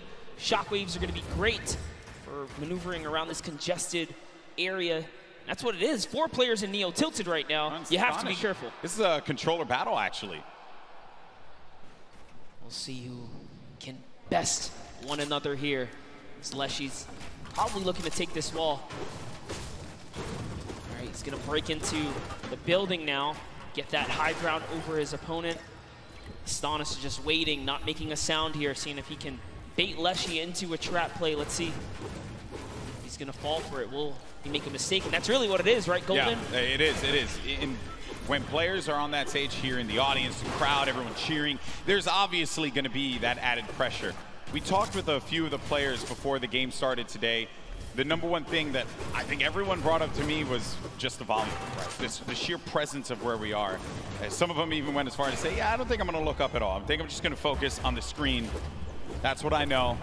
No reason for me to try and go above and beyond anything else, right? Sometimes the moment can take you away. You can see both points of POVs right here, both points of views. Yeah. They're looking to take any walls that they can just to gain control, have a little bit of an advantage here. Yeah, this is basically like the Fortnite equivalent of an arm wrestling match right now. Maybe for some of our parents who are joining us here for the first time, haven't watched Fortnite before. They're really just struggling to try and get positioning over the other player. That is the struggle that they're wrestling with here. See, use wrestling again. Worked out well that time. All right, Lesh this time has decided to commit. He is now down face to face. There's nowhere Astonish can run it. He goes into it. Oh, lands man. the 2-shot. And that's the little tactic right there. If there's a ramp in front of the wall, you have to recognize you are in big danger because there's a nifty little trick to get you in that box. Another one of my favorite players here. You got Legidian. He's going to be in a fight right now. Moves around the side, loses the high ground. Oh, man. That is rough. Legidian not having the best games at this point in time. Pizza's placed 8th on average when he qualified in the online opens. On average, across every game he loaded into. That's very high for placement. And now he's picking up elims. Unfortunately, like we said here, Legidian just not really connecting the dots today, but it's not over yet. We're only halfway through this competition here. There's Lechi who has to get out of there. Whew, that could have been very dangerous, but gets an elimination on Kinstar. A massive elim here for Leshi, who's sitting right now at 2 elims currently in this battle at Neo Tilted. Representing for all the controller players across the world, Leshi, very dangerous. It's going to be a huge upset right there. And you just get close range with a player like Leshi, and they'll punish you, right? When you have the controller, you have that little bit of the ability to just L-trigger. You're going to have, and I know some people are going to be like, oh, L-trigger, low, whatever. But the reality is, right, you got the full use of your arm. They have the use of your thumbs. But when you push in for there, you just don't want to box with them inside of that. It's very rough to deal with. Maybe Ruck said it best, you know, just the age difference. Leshy's 15, you know, could just be a little faster than Kidstar here. Yeah, I know. When I was 15, I was nowhere near as good as he was with a controller. So, and I competed for a very long time. Got Crew. Was just in this fight here for the moment. Does get ownership of the wall because that player does disengage above him, and he hears that movement all around. You also get an eye on the bottom right of your screen. You can see the mini map where players are going to be located. The player we're typically on is going to be that white triangle, but that blue triangle, that other player goes right in for the fight, is going to knock down the shield just a little bit there. He's going to have minis to be able to top himself back up. This is very intense here, Golden. Yeah. Yep. Shockwave. Yeah, you don't want to go for that fight. Shockwaves are so important. Players saving them for that late game. And in some cases, they'll just use it, disengage. You don't want to take a fight. There's no reason for you to do so. A lot of players playing cautiously, as they should, with what's on the line here. But Crew, oh, he marches forward. That's number 2 for Crew. You can see the excitement there. Nice little smirking grin on his face. He throws a peace sign to the crowd when he takes that player Lucky right out. This Happy Hamlet area is so dangerous to rotate through. You have players like Mr. Savage. Now we see Left Eye and Kurtz. Left Eye was responsible, again, for a big upset in the last game, taking out the likes of some huge names towards the end game. But Kurtz here with a heavy sniper. Can he open up a base here and follow up with that infantry rifle? So he's coming up, just getting his little peek on right here. Yeah, I think Ninja yesterday had talked about the infantry rifle, how good that weapon is. And it truly, I mean, the accuracy that you get out of it is absurd. It's something that if you pick it up and you know how to use it, you'll be deadly out there in the field. But she has done a lot of times Ninja, which is why he likes that weapon so much. And I want to understand why a lot of our players will go for that as well. When you have the option to, why not? If you got that comfortability with it. Then you got Left Eye. 2 eliminations currently. Has 2 shockwave nades. And you know, you got to give some respect to Left Eye, who completely left his previous job 6 months ago to fully focus in on competitive Fortnite. And he found himself at the Fortnite World Cup stage. I don't think it gets any better than that. That is a dream story here. Yeah, in competitive gaming, you take those risks if you want it so badly. If you want it more than you have to breathe, you just go for that moment. You never know what's going to happen.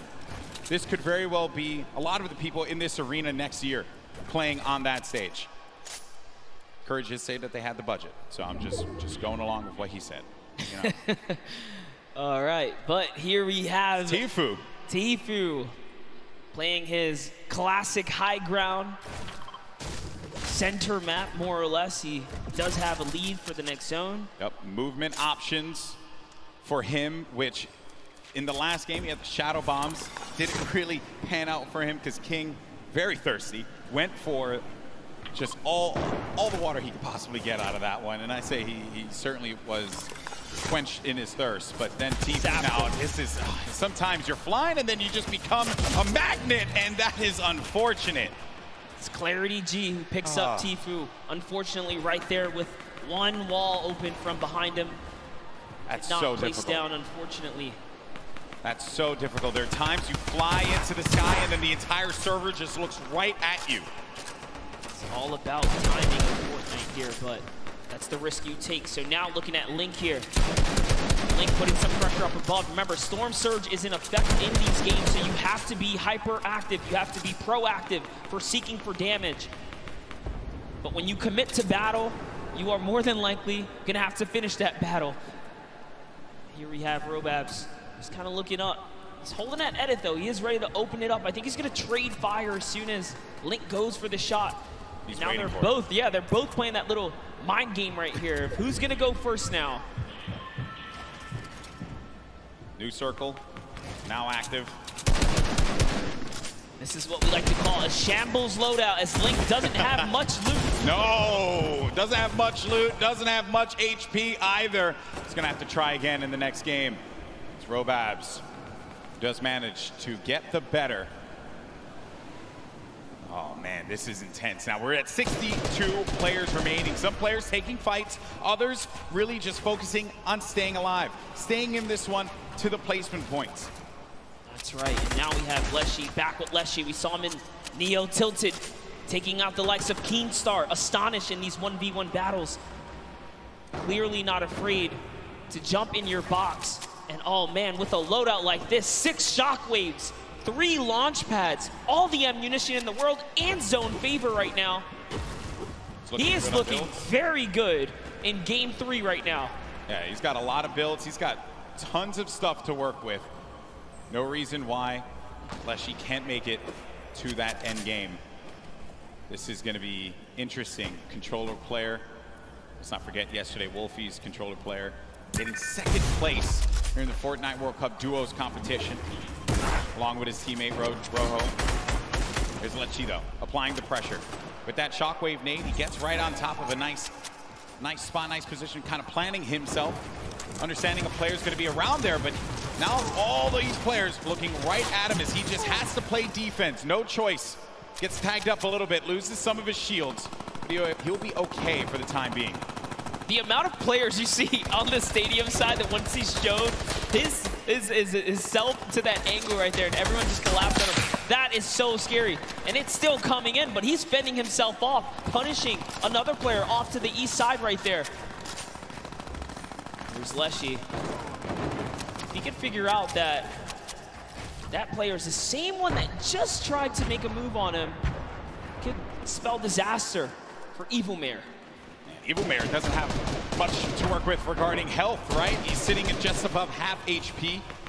Right above him is going to be Clash. Got pieces as well. Down low on the flooring. There's Clash. Good loadout as far as weaponry is concerned. Also has that glider with the HP that he has currently. Ugh. Might want to take advantage of a Shadow Bomb or something like that rather than exposing yourself to the sky. But this is another play from earlier on, I believe. Or actually, no, Storm Surge active currently, and we are in live. Apologies there. So he's sitting on 2 ballers here. You see one here. He knows his opponent's going to have to go for one, but I guess a little bit of scouting there is going to realize someone's waiting, baiting all of the loot as well. Also off screen, Leshy did take out Evil Mare. You mentioned that before, Monster. Ended up happening. And then Storm now, 65 HP. Where is this player that went in for the fight? It's Wakey. Wakey's right nearby. Storm and Wakey are sitting now in the zone here. Biding time here. Wakey, 3 eliminations, tied up for the most elims in the game so far. You have Wakey, Leshy, and Aspect, all at 3 eliminations so far.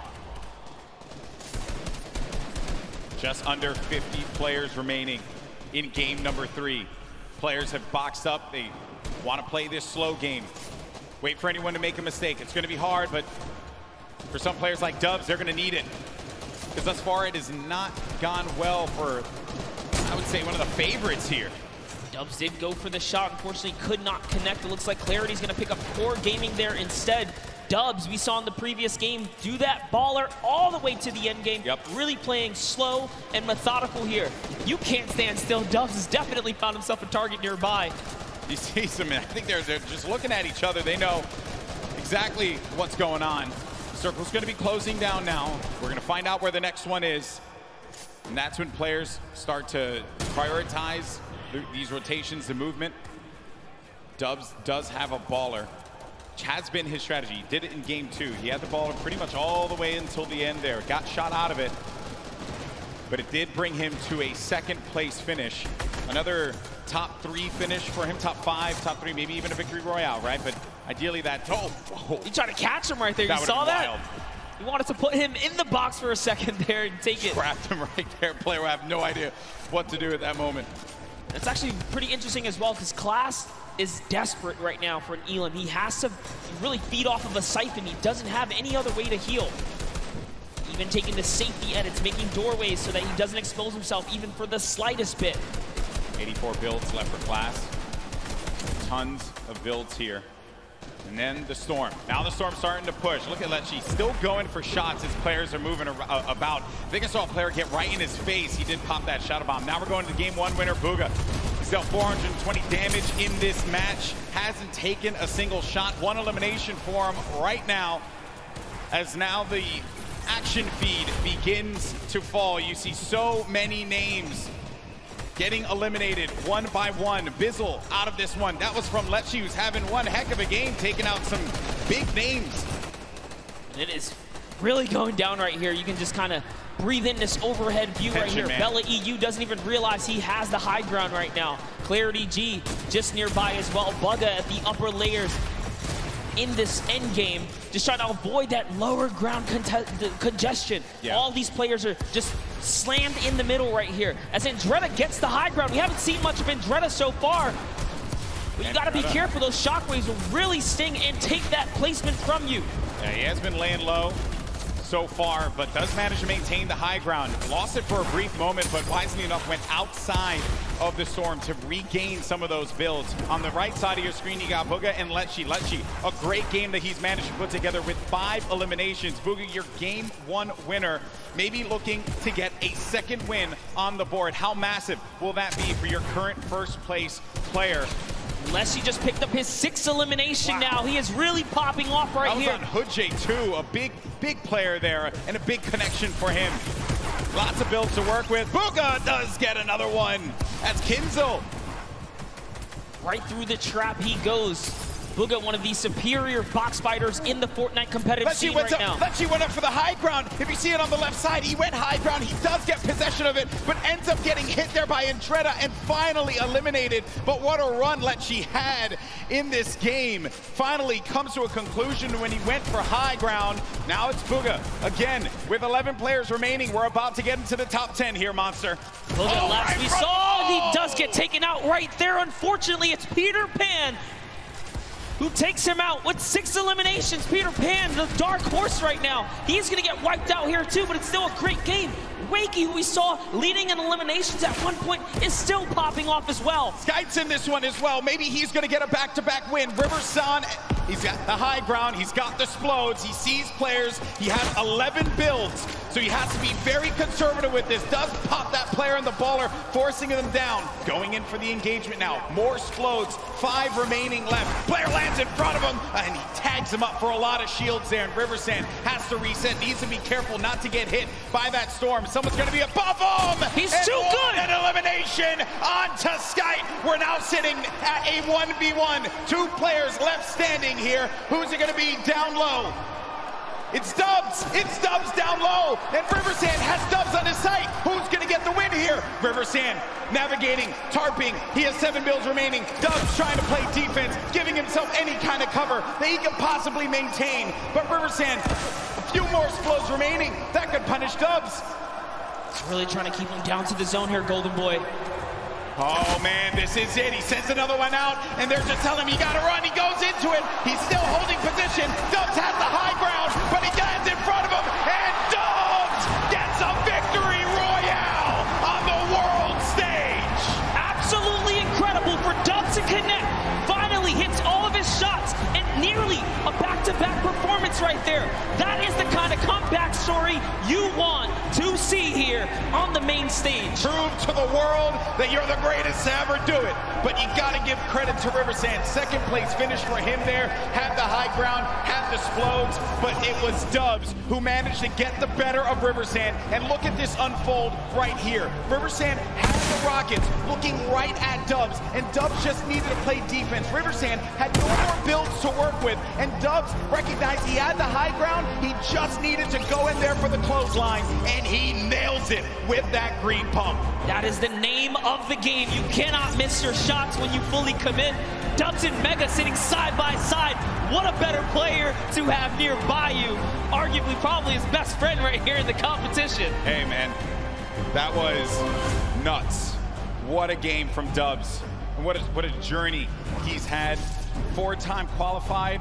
We know that he is a unit when it comes to solos. Finally getting that win. So second place in game 2. Game 3 gets first place. He has to be feeling very good about that. That is the kind of performance he was looking for, and it must feel good to finally solidify a victory over the course of the weekend. Yeah, it's like it's just a load off your shoulders, man. Honestly, because I've been talking to him quite a bit. And he's like, I just want to get this win. Now with that, Dubs goes up to 3rd place.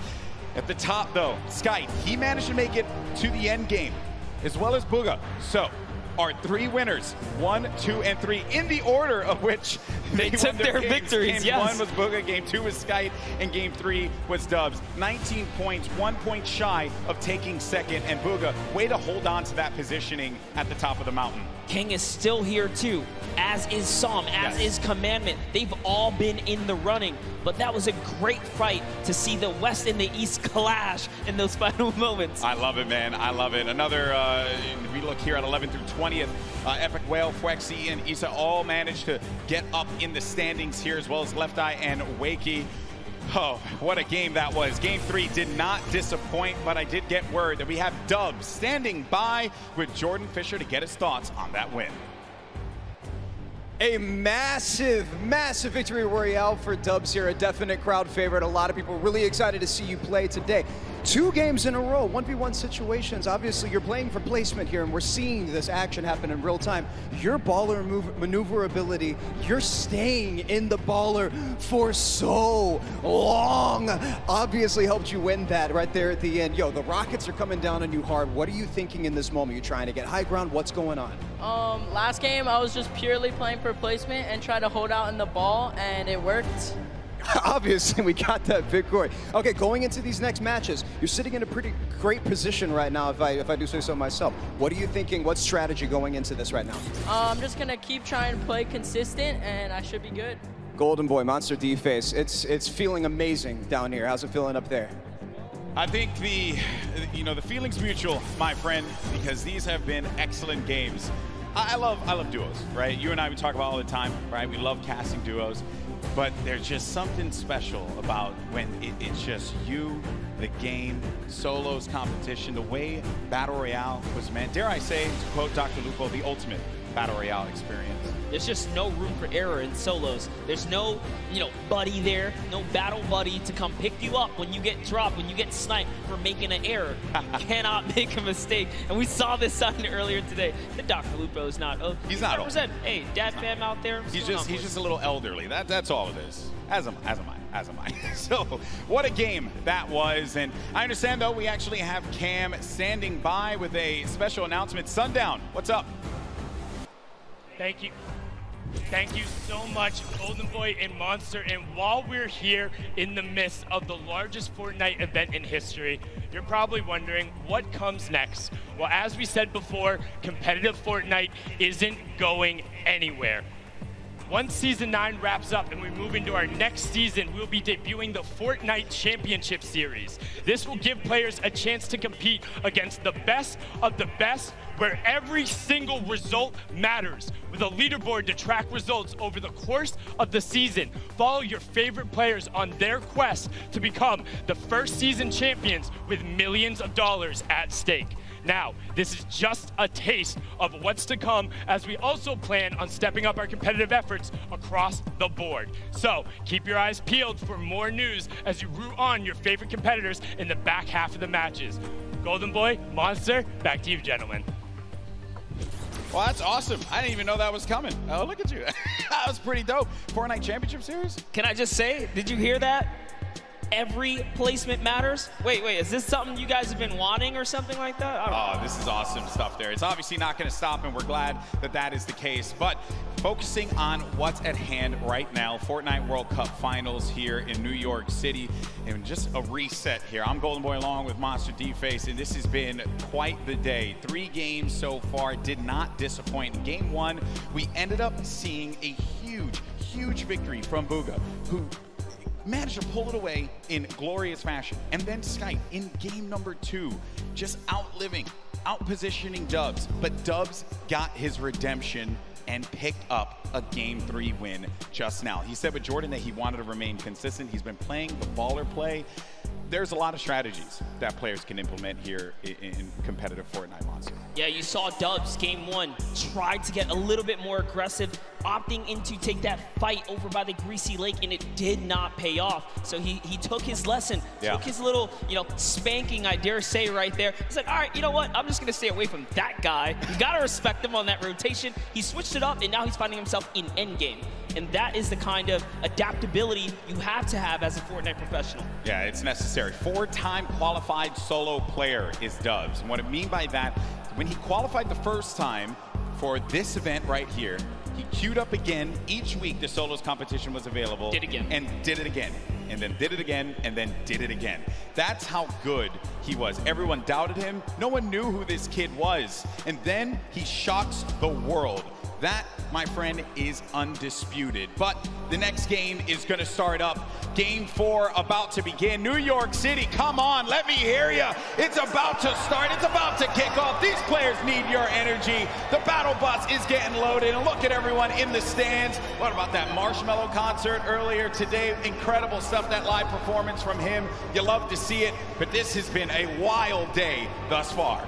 Now the question is, can Bugga, Skype, and Dubs continue to hold their lead? We saw King fall out of the running last game, and it set him back 4 placements. That's right. That's right. King is going to be someone we have to keep a keen eye on. Not a king eye, a keen eye on. Keep a king eye on him, too, because why not? a king out there. He really is, man. I think someone on the Fortnite competitive Reddit said, if you have that name and you take out a player like Tfue, you got to live up to it. That's you right. You got to live up to it. But there's the standings once again to get you all up to speed. Booga still holding on to his first place position. Skype and Dubs right behind him. Dubs behind Skype by 1 point only. And this is the spread of the island thus far. Paradise Palms. Some players are going to start to land over there in just a little bit. Dude, Frosty Flights, what is going on there? I see 7 arrows or so just outside of where Dubs is currently positioned. Dubs, our last match winner, in great fashion. You can see he's playing the crack shot house here where tons of chests spawn.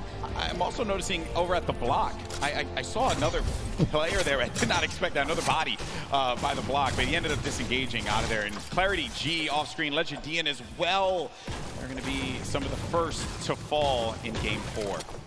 Here's a nice little fun fact. 46 of 68 points were scored in the online opens through Dub's placement strictly. So he definitely knows how to get to endgame. We already know him as one of the most mechanically gifted players, especially with his duo partner Mega, who, by the way, they're both qualifying. One of the only teams that are full qualified. And sitting right next to one another as well, as you saw when Dubs picked up the win. His first person to congratulate him, his teammate Mega. Now, Rux. There you go. That's what I want out of Rux. At the start, Arkram. And that is a big elimination. Shaking the head, shaking the head. Feels bad, man.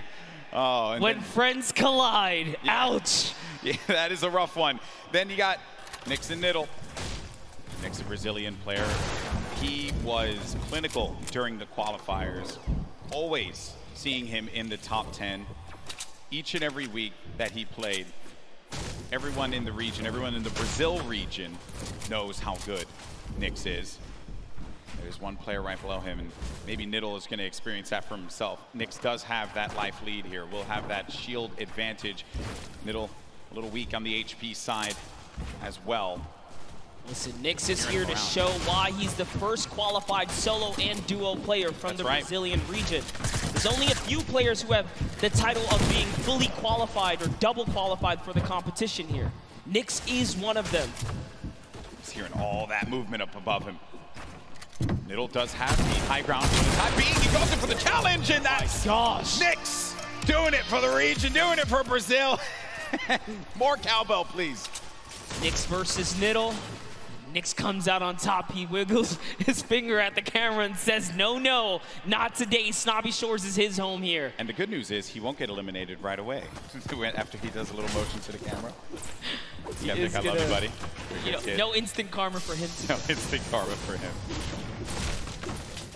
Taking a look at Moffin, one of our few players representing the Asian region here.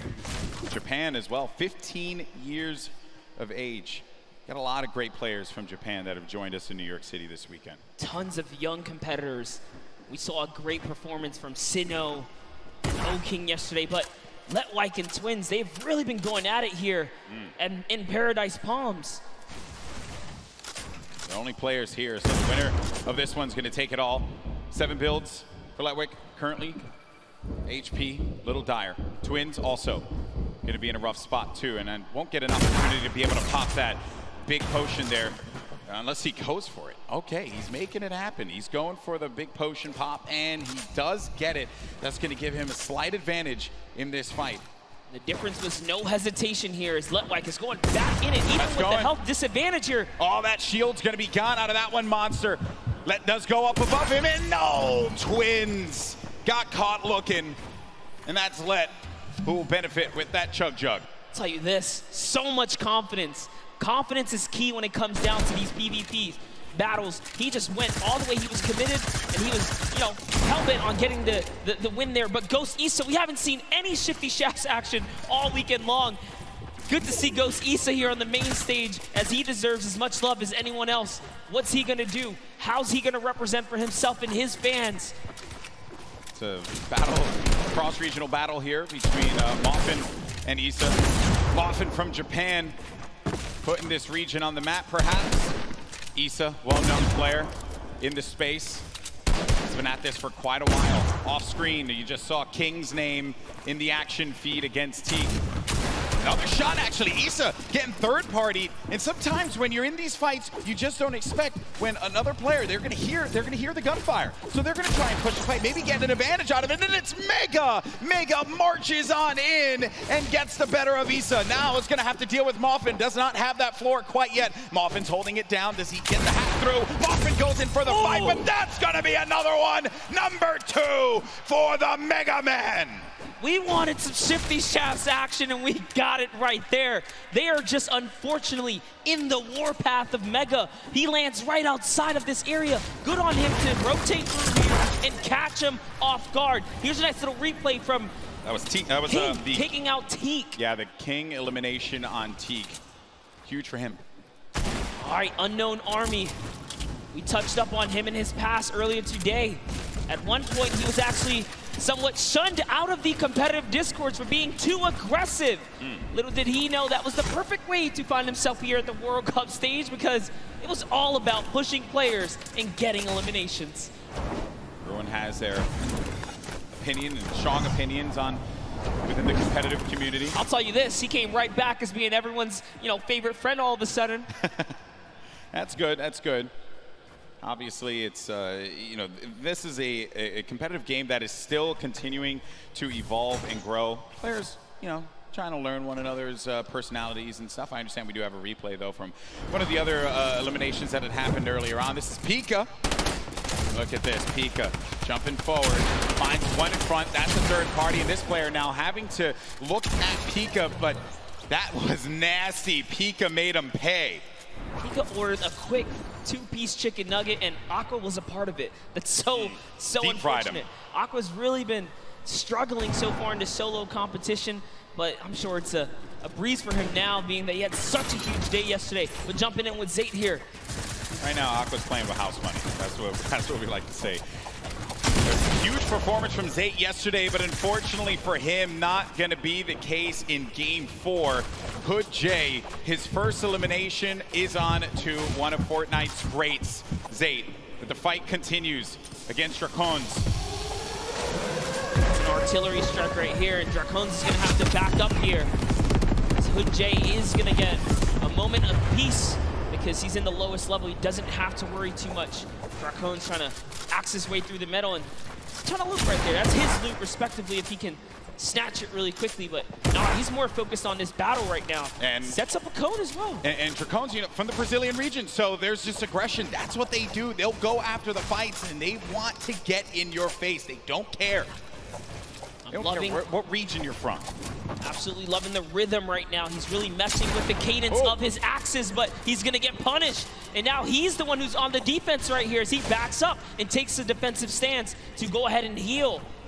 Doesn't have any shields, no minis, unlike Hood J, who has 2 more remaining. As well as some bandages. Allow him to bounce back. He's got all the mats now, Golden Boy. Yeah, he's got everything to work with. Sometimes you got to go and just farm up, pick up as much as you can, or maybe even disengage from a fight. It may not be worth it. It's okay to disengage.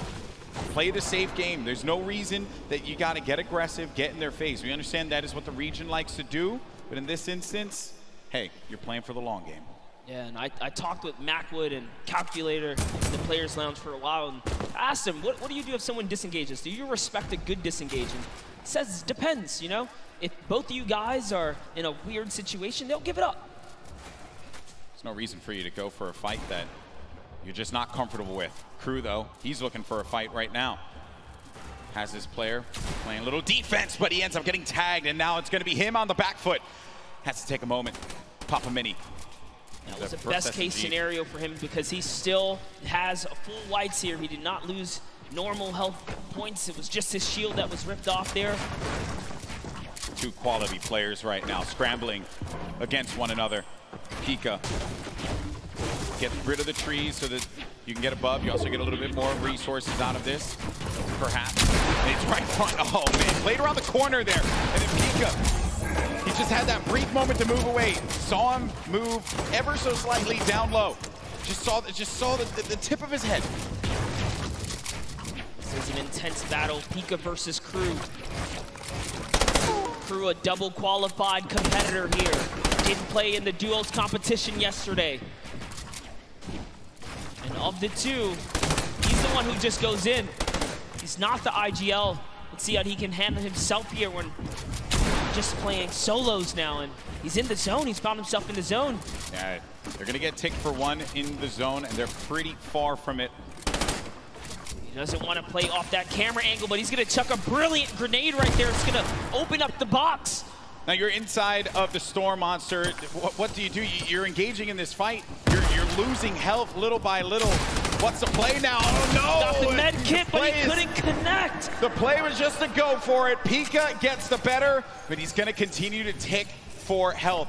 Does have a launch pad though, can fly back. He's really far from the safe zone. And I just gotta say, that was Crew's game to win. He managed to turn it around and get that right camera dominant angle back, and he could have had it at that moment, but Pika's prime positioning put him over the ramp. He lost sight of him, and he let his guard down, and he got punished for it. And this is from Pika's perspective and how he got the better of Crew with the burst SMG, the weapon that I happen to favor quite a bit. I like it, although I do like to set myself up for failure sometimes, so I'll pick up the burst SMG. It won't really end that well for me, but for these players here, they know how to take advantage of each item in Fortnite. They're so good at really working with what's in front of them. Now the format, as we mentioned before, we're pretty far from it, okay? So when you get to 25th place, that's when the placement points start to tick, but each elimination is gonna give a crucial point. These have been some low point games. If you watch the online qualifiers wondering, man, we're seeing players getting 60, 70, 80 points, even 100 in some instances. Those are the online qualifiers, a different format. These are the best players in the world going against one another. The gameplay is going to slow down just a little bit as they all fight for the positioning. Yeah, this is definitely that time in the game when everyone kind of positions up and the heavy congestion begins, but King doesn't care about that because he's King. He's looking for a fight, and arguably the worst zone to fight in, approaching zone 4 and 5 here. He's a savage. He's a savage. He does not want anyone else to sit up upon that throne. It should only be him, but it's okay. Sometimes you don't have to be that thirsty. You can move away. That player popped that ramp in front of him. He gets out. And look at this, look at that. That was so brilliant. He changes his angle there. He says, you know, I'm not going to use this side. I'm going to go around and start collapsing in on you, just losing or pushing that player out in uncomfortable ways. Oh, I like this. He's going down low. Master at finding angles here. He's just looking for the best way to break apart his opponent right now, and he's really playing mind games. Now, suddenly, this guy doesn't know what side he's safe on. He's losing all forms of real estate right here. You know, King, he just constantly wants to be in your face. He's done it in each game that has happened, and he always seems to just know where everyone is. Like that is a trait that you know, a lot of the players that are up here, they do have it, but in this South American region like this, where there have been obviously not a lot of players coming out of this for this particular tournament, I think King has put this region on the map without a doubt. He is truly representing here. This King is tracking is phenomenal. He's still keeping track of Tuesday here. Now deciding he's going to replenish some materials and refortify all of this area. Sanctioning to himself here. This is why he's in the running in the top 10 here. We saw him get taken out earlier before, but this is why he plays the high risk, high reward. And if I'm being honest, that's how you take first place. You put it all out there and go hope big or go home. Everything goes in your favor, honestly. Go big or go home. King fight over on the mountain there. Tuzi's next to him, as well as Keenstar. And King, he's gone. He's flying over to the next target here. He just doesn't stop. Into another box fight he goes. And now he's going to reposition here and set up for the prime push. This is ridiculous. Look, he's still going. He does not care, people. King wants to jump into your box. It's his box now! Oh, what a beast! What a beast! He's not here to play. Laser's going to go down. King. Bow down. We thought Booga was one of the best box fighters. Hold up, it's time to do some reviews here because King is putting himself on the map here. All I want, Bala, if you're listening, I just want you to do a VOD review of King, okay? Get us a VOD review, please. Hopefully we can just agree on that. Wild stuff, man. Gets the window, boom, right to the face. Right to the kisser. He's already looking. What's wild about that fight, too, is a lot of players would have just stayed stationary in that position. Storm was coming in. They would have been content with being somewhere safe. He had a target and he just went right for it. Incredible. Here we have Dubs now. Center zone. Still has a baller. Bucky still in the running here. Leshy also getting right next to Dubs. Also has a baller, so they're probably not going to get into too much of a battle, but who knows? Maybe they'll be baller Storm Surge buddies, is still a thing. Maybe they will be baller buddies. Maybe. But you're right, though, about the Storm Surge. You really are, because if you're not putting in damage, 0 eliminations for Leshy right now. How many fights has he actually gotten into? Someone's going to be above. There's Dubs. Minigun. That minigun goes right through your builds. Very powerful against structures. Dubs, only with 2 eliminations, is actually the match leader, and that's because he's just pinging other players. Yes, just damage leader. And we just talked about Storm Surge. That's why you want to be proactive. You want to shoot at anything that moves. Because realistically, you don't know when you're going to find yourself in that precarious situation where you have to push someone like pretty much with, you know, without wanting to. And we were talking about this before we jumped on the cast. I think it was Zayt we were discussing. He's really good at not putting himself in a position, but still to get hurt, but still take shots. And Benji Fishy against Storm. First elim for him there. Saw that, he put the trap above his head through the window edit, opens it up and hits him with the pump. And now we're on his perspective. But as we were mentioning before, sometimes from a safe position, go for the shots. Go for the shots. Maybe you get a few takes. Damage perhaps. And King, he's taking fights outside as well. King is still here to play Golden. 2 eliminations. 53 builds for him. Running with that blue combat shotgun. Great range on that item. It's far away though from where the half in, half out circle is going to be. We're at zone 5. This is when things start to get a little crazy.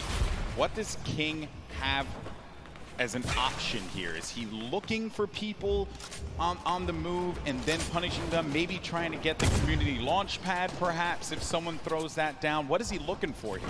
It really wouldn't even surprise me if he's just looking for elimination to recap on materials right now, because he doesn't have enough to full tunnel across here. Knowing his playstyle, he's probably gonna want to push here. And there it is. He actually found a launch pad, so his game awareness was at an all-time high here. And take a look here. Tfue, nice little replay right there. One of his first elims. First point, as a matter of fact, against Kurtz. Tfue on the board. The King. What are the chances of that one? Yeah, the good old community launch pad right there. Great neighbors. Paying attention to what's going on here. And Tfue make a big comeback for himself here. A little concerned about that player who had edited out. And Tfue did have the mark on him. That guy though, you hate that one. When you just get focused on so much. You're out and about trying your best to stay up in this game. And then everyone looks at you, and Tfue again, he's doing damage, but he's not getting the elimination. Other people are siphoning those away from him. Yes, Prison Arrow was just snatched from him. That's another point that unfortunately does not go his way here. He does have some shadow bombs though, so he will be able to make it to this next zone. He decides that he's close enough to try and tarp in, but now he becomes the target of the server because he's only building in wood here. People can take note of the structures being used. That will give you an indication as to where they are currently. Players do build around 2-box metal, perhaps. Metal, the strongest structure. In case you're wondering, maybe you're watching for the first time, wondering what's going on here. Your Game 3 winner, Dubs. 2 eliminations, still has that baller, but it is a very weak baller. I mean, look at that thing, it is cracked up. Not only that, he doesn't have health either. He is very, very weak here. He has tons of materials though. He just has to play for placement to continue to hold this lead that he has right now on the competition.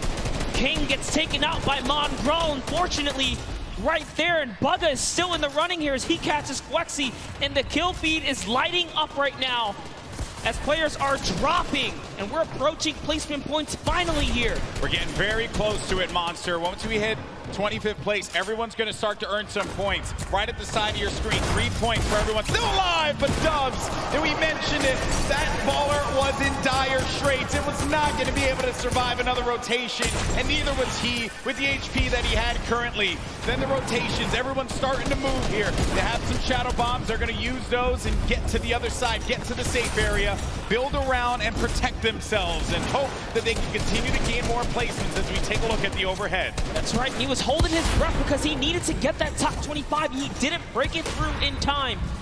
Everyone left in the game has already gotten placement points here, but you want to play for the next threshold. You want to continue to stay in this game here, as that's exactly what Tifu's doing with the Shadow Bomb, hopping around the builds here, trying to keep a low profile. Bizzle still in the running. One of the innovators when it comes down to tarping and pushing out with effective and clean builds. Just one of the greats of Fortnite altogether. On the side, I was looking at this fight between Ruxin and Riversand. Riversand went for high ground numerous times, and Tifu gets eliminated by Mongrel. And then Rux has high ground, as you see on your screen to the left. Then you have Bizzle, still very much in this one. Takamura with more eliminations and earning placement points as more players begin to fall. And we're coming down to the final moments, Monster. That's right, we are. And we're going to jump into Takamura's POV here because he has 4 eliminations, and he doesn't plan on stopping. Neither does Magru, because Magru catches Benji Fishy as well. Taking a look here at Takamura, tarping out. He is going to fall down, and he's going to get shot a few times here. What's he going to do is he's going for the high ground. He sees an opportunity. It's his to take. Now jumping over with Magru's in the low ground. Drops another player right here. Is he going to be able to connect in full? Can he convert here? He does not. So many players are landing in front of Mongrel here. Coming down to the wire. Top 9 remaining. 1 in front of Mongrel. Does he get the elim? He manages to just get away by the skin of his teeth. And now Mongrel gets up to the high ground. Maybe using this. If you keep jumping on the wall, you won't go out of the shadow state. He gets up top, but there's no one going to be there. There's a person all the way above him. Knocks the structure down. And the player does manage to catch himself and maintain the high ground positioning here. We have some great players still left in this game, but Mongrel with 4 eliminations is looking for number 5, and that was on Nate. We're now down to the final moments. Top 5 Monster. He had to fully commit there. Those are the maps that he needed. He's still in the game here. He's going to go all the way for it, and that's a trade out with the 109 to the face here. Huge elimination on Takamura. We're into a 1v1v1v1. Top 4 players now. Mongrel in the ultimate low ground, going up against a player. It's got to be Booga. The game 1 winner will not be enough against Mongrel, who does get picked quite a bit. He loses a lot of HP. No more builds, but the victory royale goes to the veteran Som, who manages to pick up a massive win. Using the shockwaves in the final moments to snatch the high ground, Som claims a victory, but it's Mongrel who had a ton of eliminations and really was the ruining factor for so many of our top 10 competitors in that round right there. Mongrel was running roughshod in the ultimate low ground, but it's Som, the vet. He has performed in so many competitions at a high level, and it's no surprise here. When Som gets that high ground, everyone needs to look out. He's so good at that. Mongrel had no builds left. He had no HP to work with. He did the job he needed to do. Top 2, he got second place and a bunch of eliminations. And Shockwave's late game again, Monster. Such a great piece of equipment that you can use. Love that right there. Stands up, flexes, hits us with the let's go. He's feeling good. And that's a huge accomplishment to take a victory. And just you only have so many opportunities to win a game here. Just to do that alone, it's magnificent. Yeah, it really, magnificent is the best word that I could think of at those final moments. Games 3 and 4 certainly did not disappoint.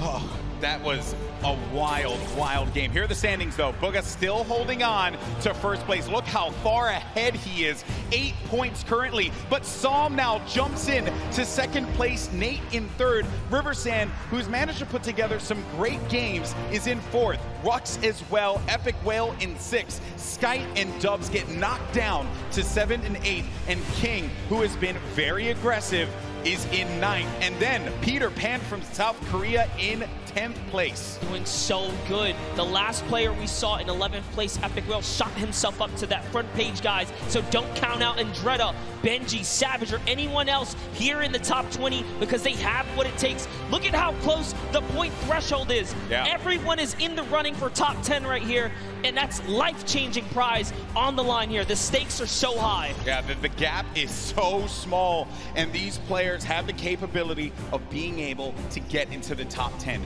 2 more games remain. I wonder who's going to take it all, but let's go down to the stage. We got Jordan standing by with our Game 4 winner song.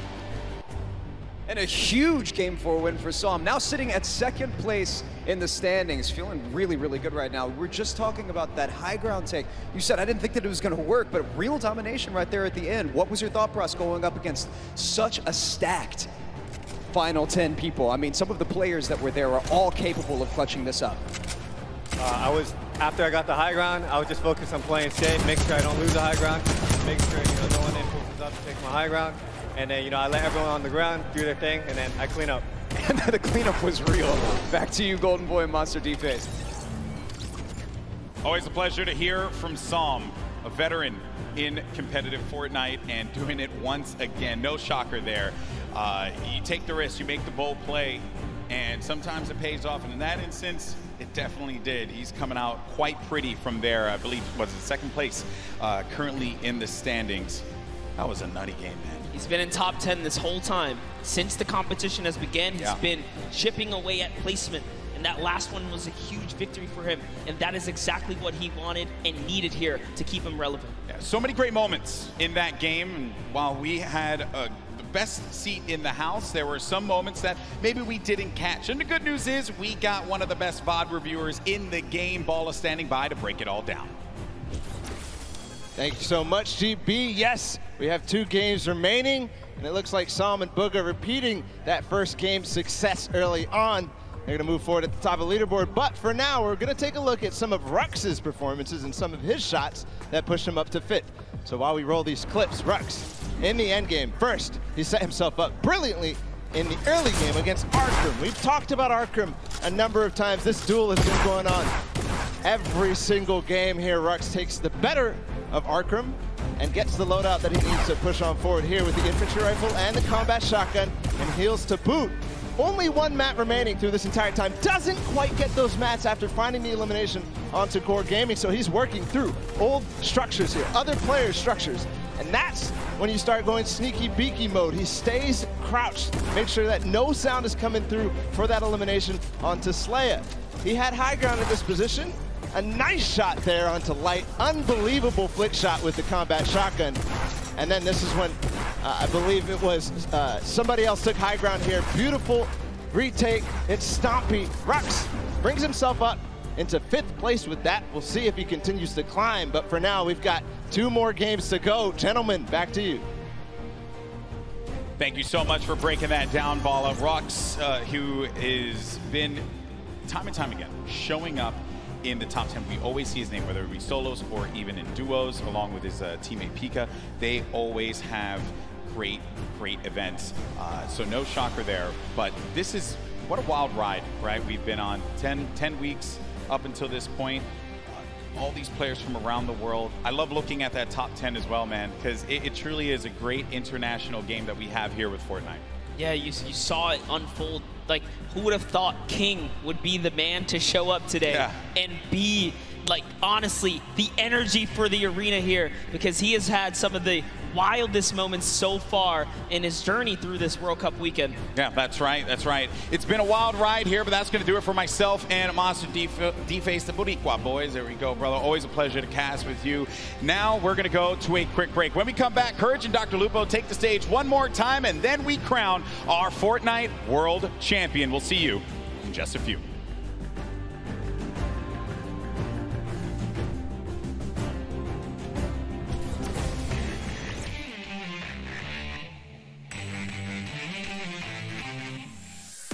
Hello, Fortnite fam. I am PookieFace_. I am joined here at the front of house with David, and we're going to talk a little bit about how all of these systems work, how we are bringing the Pro-Am, Creative Cup, and the World Cup to you guys this weekend. So David, nice to meet you. Thank you for joining me here. What do all of these buttons do behind us? Tell me a little bit about what all of the technical things are here.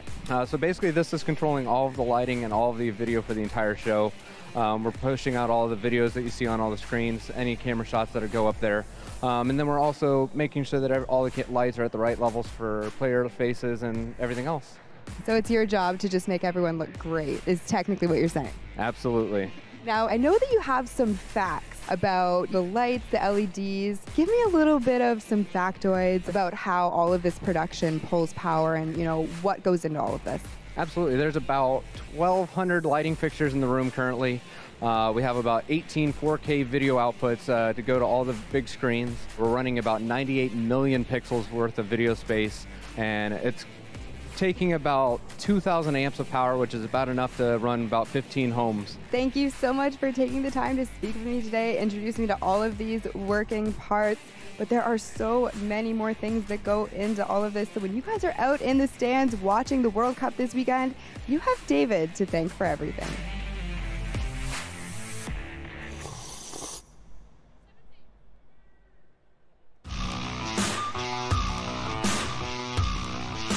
Dub said, look, I've qualified. I'm just going to come back and just flex on literally the entire region. It's ridiculous. I mean, the fact that you can be so consistently good in one of the major regions. The best of the best aren't concerned with just barely making it. They want to win every fight. They want every point. That's why he's in first. There's a reason he's one of the best solo players on the planet.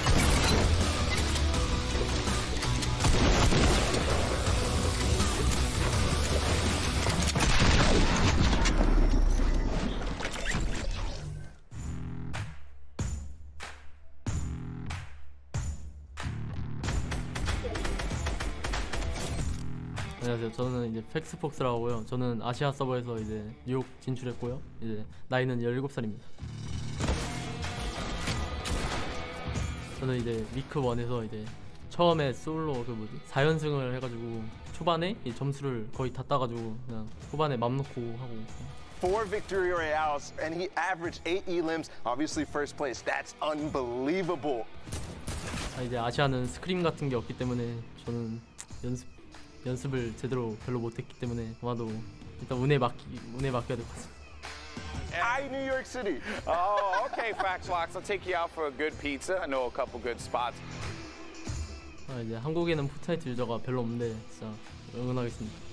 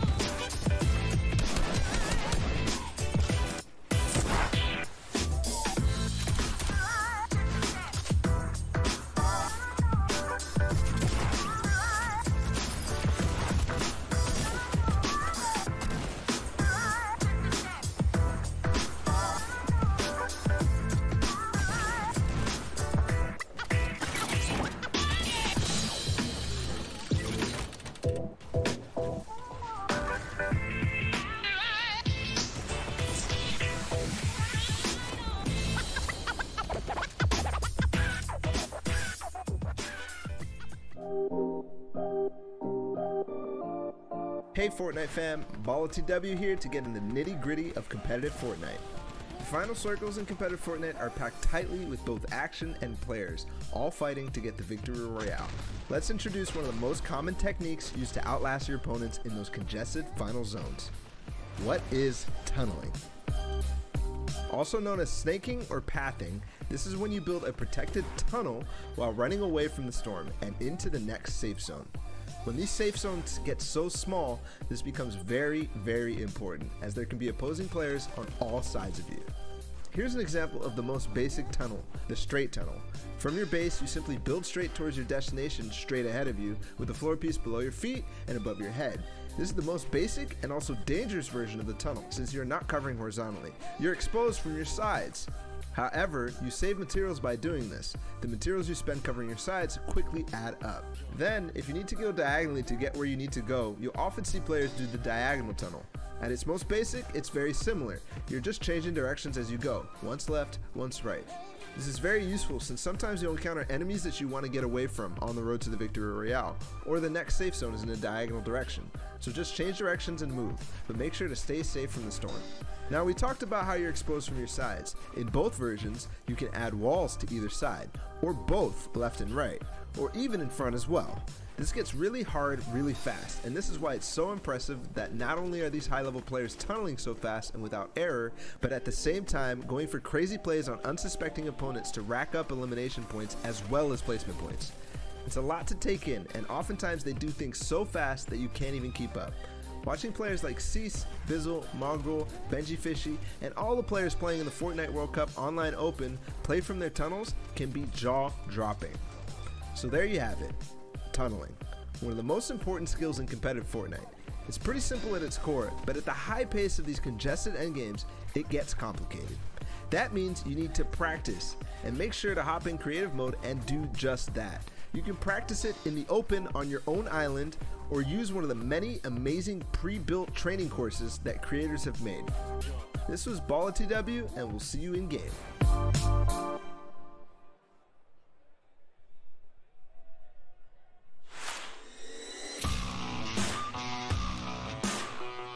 My name is Turner, aka Tifu. I qualified from the North American East region. This is not. Wait. Trying to sneak him in. Can you get him to drop in? Oh my! What is that angle? He hits all of the shots.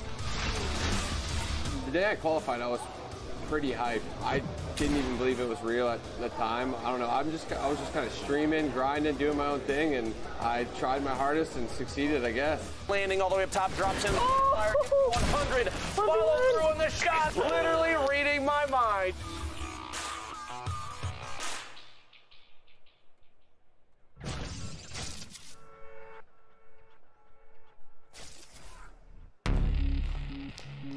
He's a special player.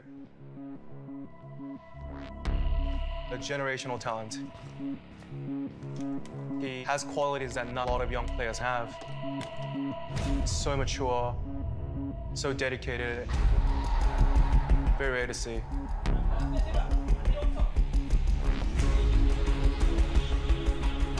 힘들어. 안녕하세요. 저의 이름은 김도환이고 플레이어 닉네임은 후드제이입니다. 나이는 그리고 14살입니다.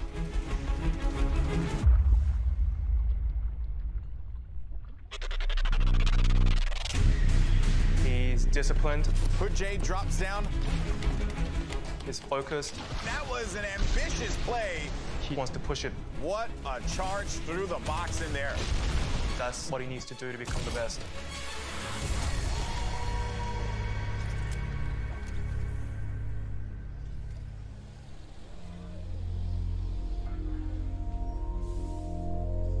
여기 간 다음에 제일 중요한 거는 이걸 타고 여기부터 먹어.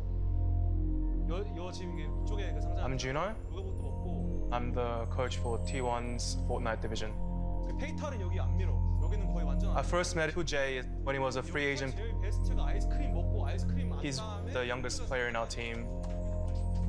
저는 포트나이트 선수로서 일산에 있는 아파트에서 팀원들과 함께 구단에서 생활하고 있습니다. 야, 웃으면서 해. 놀거리가 가장 많고 저희 팀원은 가족 같고 가족보다 뭔가 좀 더 끈끈하고 좀 더 위인 그런 팀인 것 같습니다. 점점 무서워.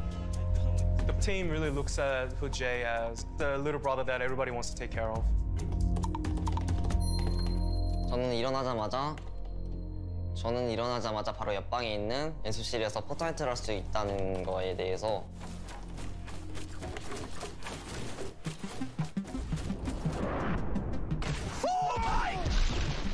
tempo is quite a bit faster than a lot of the other players. Hood-J runs on forward. 아무래도 건설이라든지 편집이라든지 그런 부분이 좀 재미있어서이기도 하고 제 목표를 달성할 수 있기 때문입니다. 저는 포트나이트 게임을 시작할 때 이기자라는 목적으로 많이 시작합니다. Tags him and brings him down to the victory royale. He wants to always be creative, always change up his playstyle, and steal the tempo from his opponents.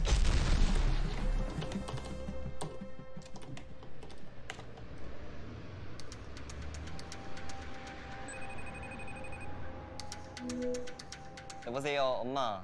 잘 지내시죠? 요즘 어떻게 지내세요? 네, 걱정 안 하셔도 돼요. 제가 끝나면은 진짜 자랑스럽게 해드릴게요. 꼭 몸 관리 잘하시고 월드컵 끝나면 바로 갈게요, 집으로. 네. 세계 최고 플레이어가 되고 싶은 이유는 아무래도 부모님인 것 같습니다. 가끔씩 부모님이라는 생각이 가끔씩 들어서 그게 동기부여가 되지 않나 싶습니다. Jay hasn't realized how talented he is just yet. I am just so impressed with what I'm seeing here from Hood-J. He has that potential to become the greatest of all time.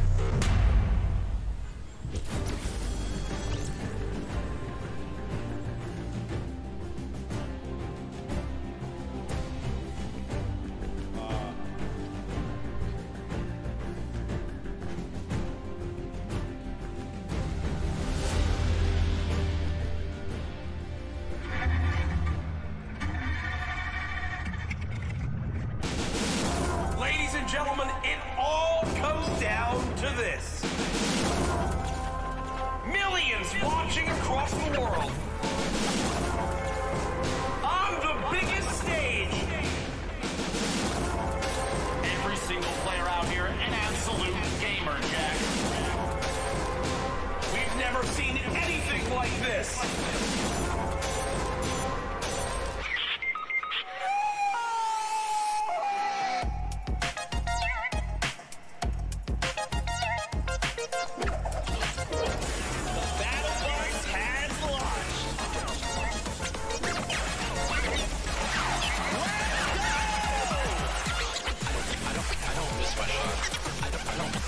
miss my shots. Best shadow bomb use I've ever seen, Mr. Savage M. I don't miss my shot. I don't miss my shots. He's the player there. Runs out in the storm. Jump. Finds him. Yeah!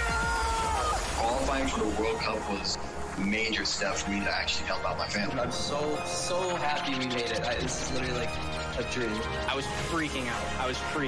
It was awesome. Ooh, someone messaged me. He said, hey, congrats on qualifying. The pressure's on here. He's got to get on that point move on. Here it is. He's going to the BX. Is why he's a World Cup qualifier. This is it right here. The 1v1. Who is the other player? He hit it. Oh my God. He hits it. Freaking legend. Are you kidding me? What a win. Victory Royale. GG. Ladies and gentlemen, huge shout out to Mike Realm spinning over there, guys. Give it up for him. And now we are one step closer to crowning our first Fortnite World Champions in solos. History is about to be made here, folks. And now I want to ask everyone here in the arena, are you ready? Let's do it one more time. I'm going to ask you again. Are you ready? Let's send it over to your casters for the last two games, Courage and Dr. Lupo. Over a year ago, the Fortnite World Cup was announced, and here today it culminates in the final two games of the solos competition. $30 million in prize money this weekend, and in two games, Dr. Lupo, we will crown another Fortnite World Champion. We've seen a ridiculous number of plays from everybody on the field. Even moments like King going out literally the first eliminated one game immediately after, you know, just slaying out in the lobby. We love to see gameplay like that. Very aggressive from a number of players that honestly a lot of us didn't even expect to show up on the board. You have to remember though, every single player that has qualified for the solo finals here at the Fortnite World Cup in New York City is at the top of their game. 40 million people played through.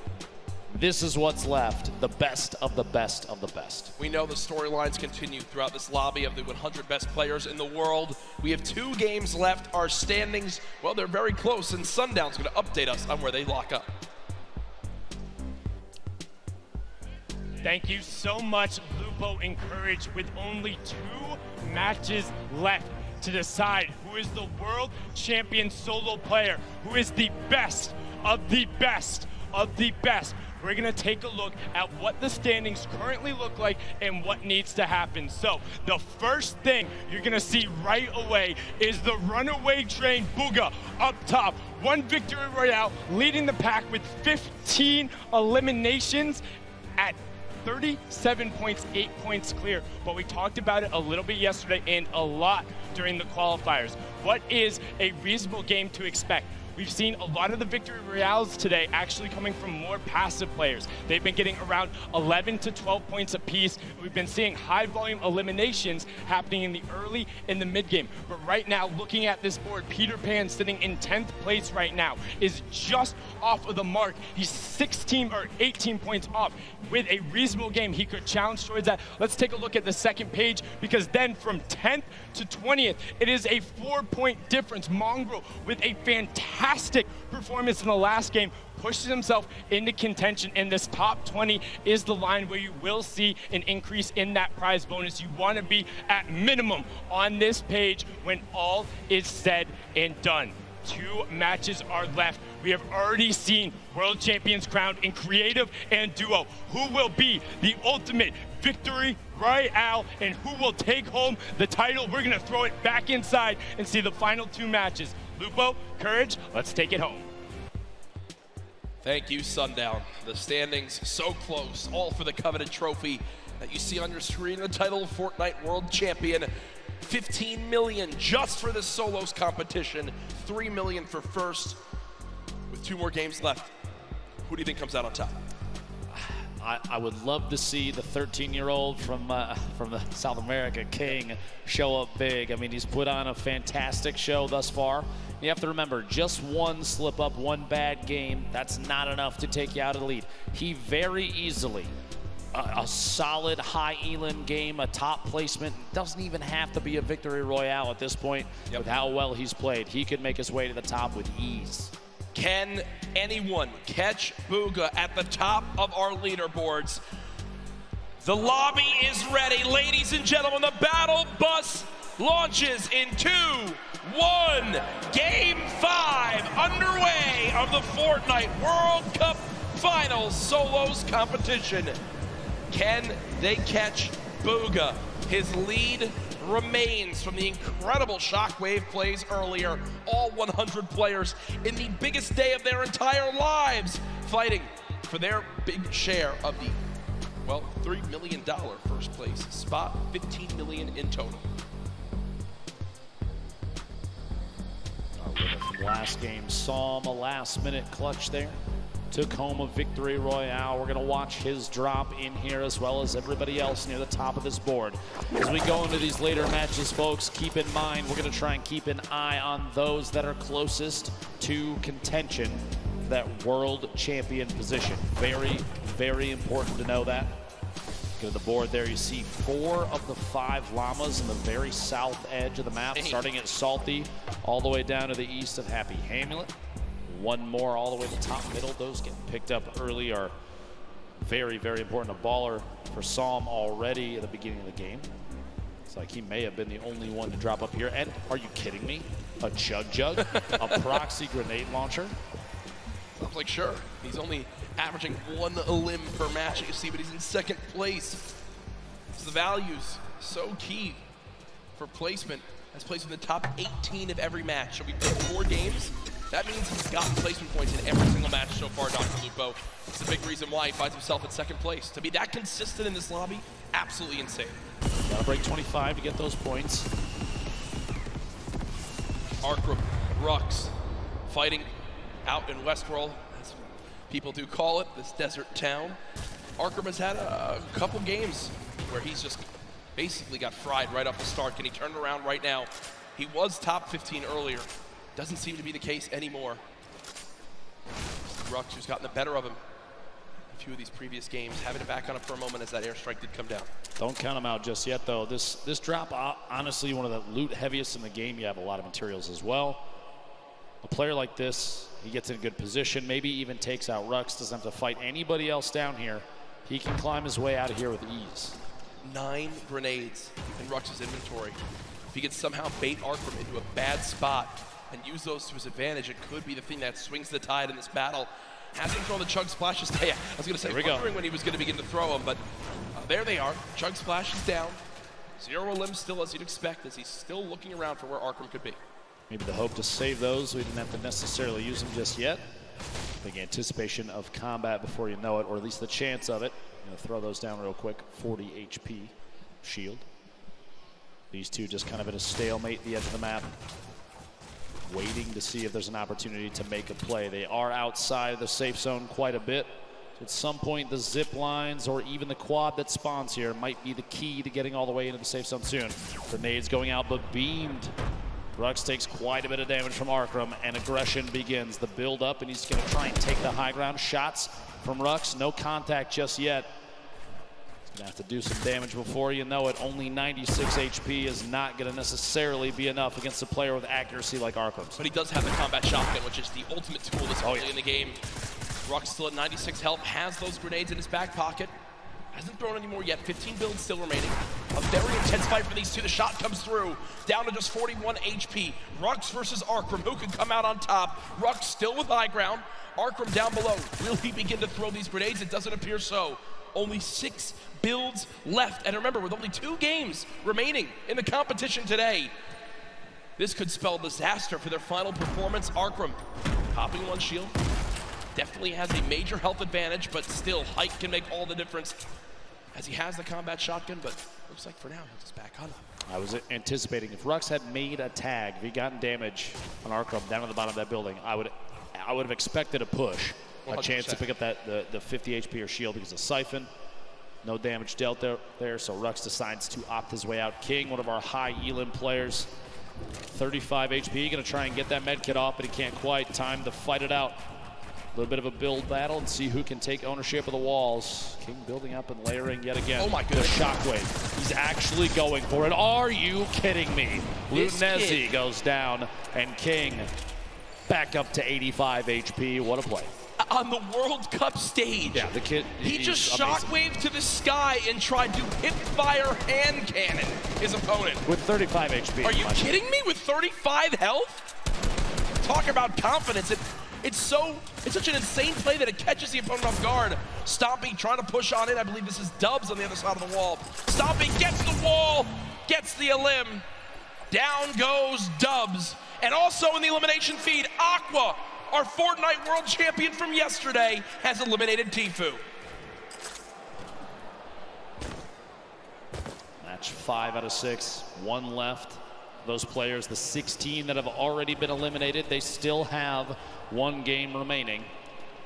But our current leader on the standings, Booga, down in Lucky Landing, gonna make a rotation away. Avoid any damage. At this point, gonna be the most important thing is getting ahead of the game here. As the storm is pressing on in, he's only against 1 other player down here in Lucky. So the opt to rotate out to the west towards the river, probably the best one in this situation. Doesn't want to get challenged. He's got a free rotation up now. Slip is right there. Without realizing it too, he is relatively close to 2 llamas in the south edge of the map. Wonderful spot, either of them, 1 on his left, 1 on his right. I doubt he will since he's going through the low ground, but Booga, so far, Ben, 3 out of the 4 games has been fantastic performances. He had 1 where he dropped off early. Remember, he, was eliminated within the first 10 players in the game, but still keeping his lead because of how well he's performed in the other 3 games up to this point. Teak did show some aggression there for a moment, but decides, nope, I'm going to fall on back. Don't want to take this 1v1 out in the open. Would rather go continue to loot on up, earn more materials because, hey, 45 builds, you think, that's a lot, but not in any case in a competitive lobby like this. And, well, since he fell back, he's able to get himself a combat shotgun. Feel good about that. Clicks in the feed, picking up an elimination on Nate. Down to 81 players remaining as this first circle starts to close. 52 seconds left before that happens. And this first zone, very central on the map. No super drastic rotations need to come on through. Here's a replay from earlier on of how Aqua challenged and eliminated Tfue. Tfue goes for the slurp, Aqua gets the floor, and Tfue stands no chance, can't even fire a shot. And there's the frustration from Tfue, as he knows he has not had the day he's wanted. One of the biggest names in competitive Fortnite, one of the winningest players of all time, getting shut down here at the Fortnite World Cup solo final. I would say it's definitely a different playing field than a lot of these players are used to, no matter where they hail from. It's the first time that we've had multiple regions from the entire world all play within the same lobby, the same setups. It's all on land here, so it's just a different scenario for everybody. Especially on top of that, if you have younger players that have never had LAN experience, nerves could potentially play into it. But she pushing in the box, gets inside, and the elimination. Robabs goes down here in Neo tilted. And I like that a lot from Lechi, right? Because he's got 200 HP. He's already done a lot of damage to his opponent.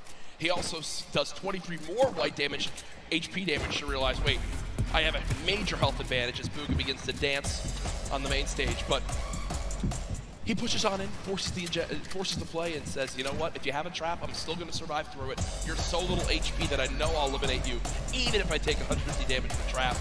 Bugha, I mean, I guess this is kind of the mindset he has right now. I'm in first. I've got shadow bombs, I've got a launch pad, I've got everything I need. Banny, if you want to play this game, bro, you can play this game. But Bugha dances, and his opponent says, no, thank you.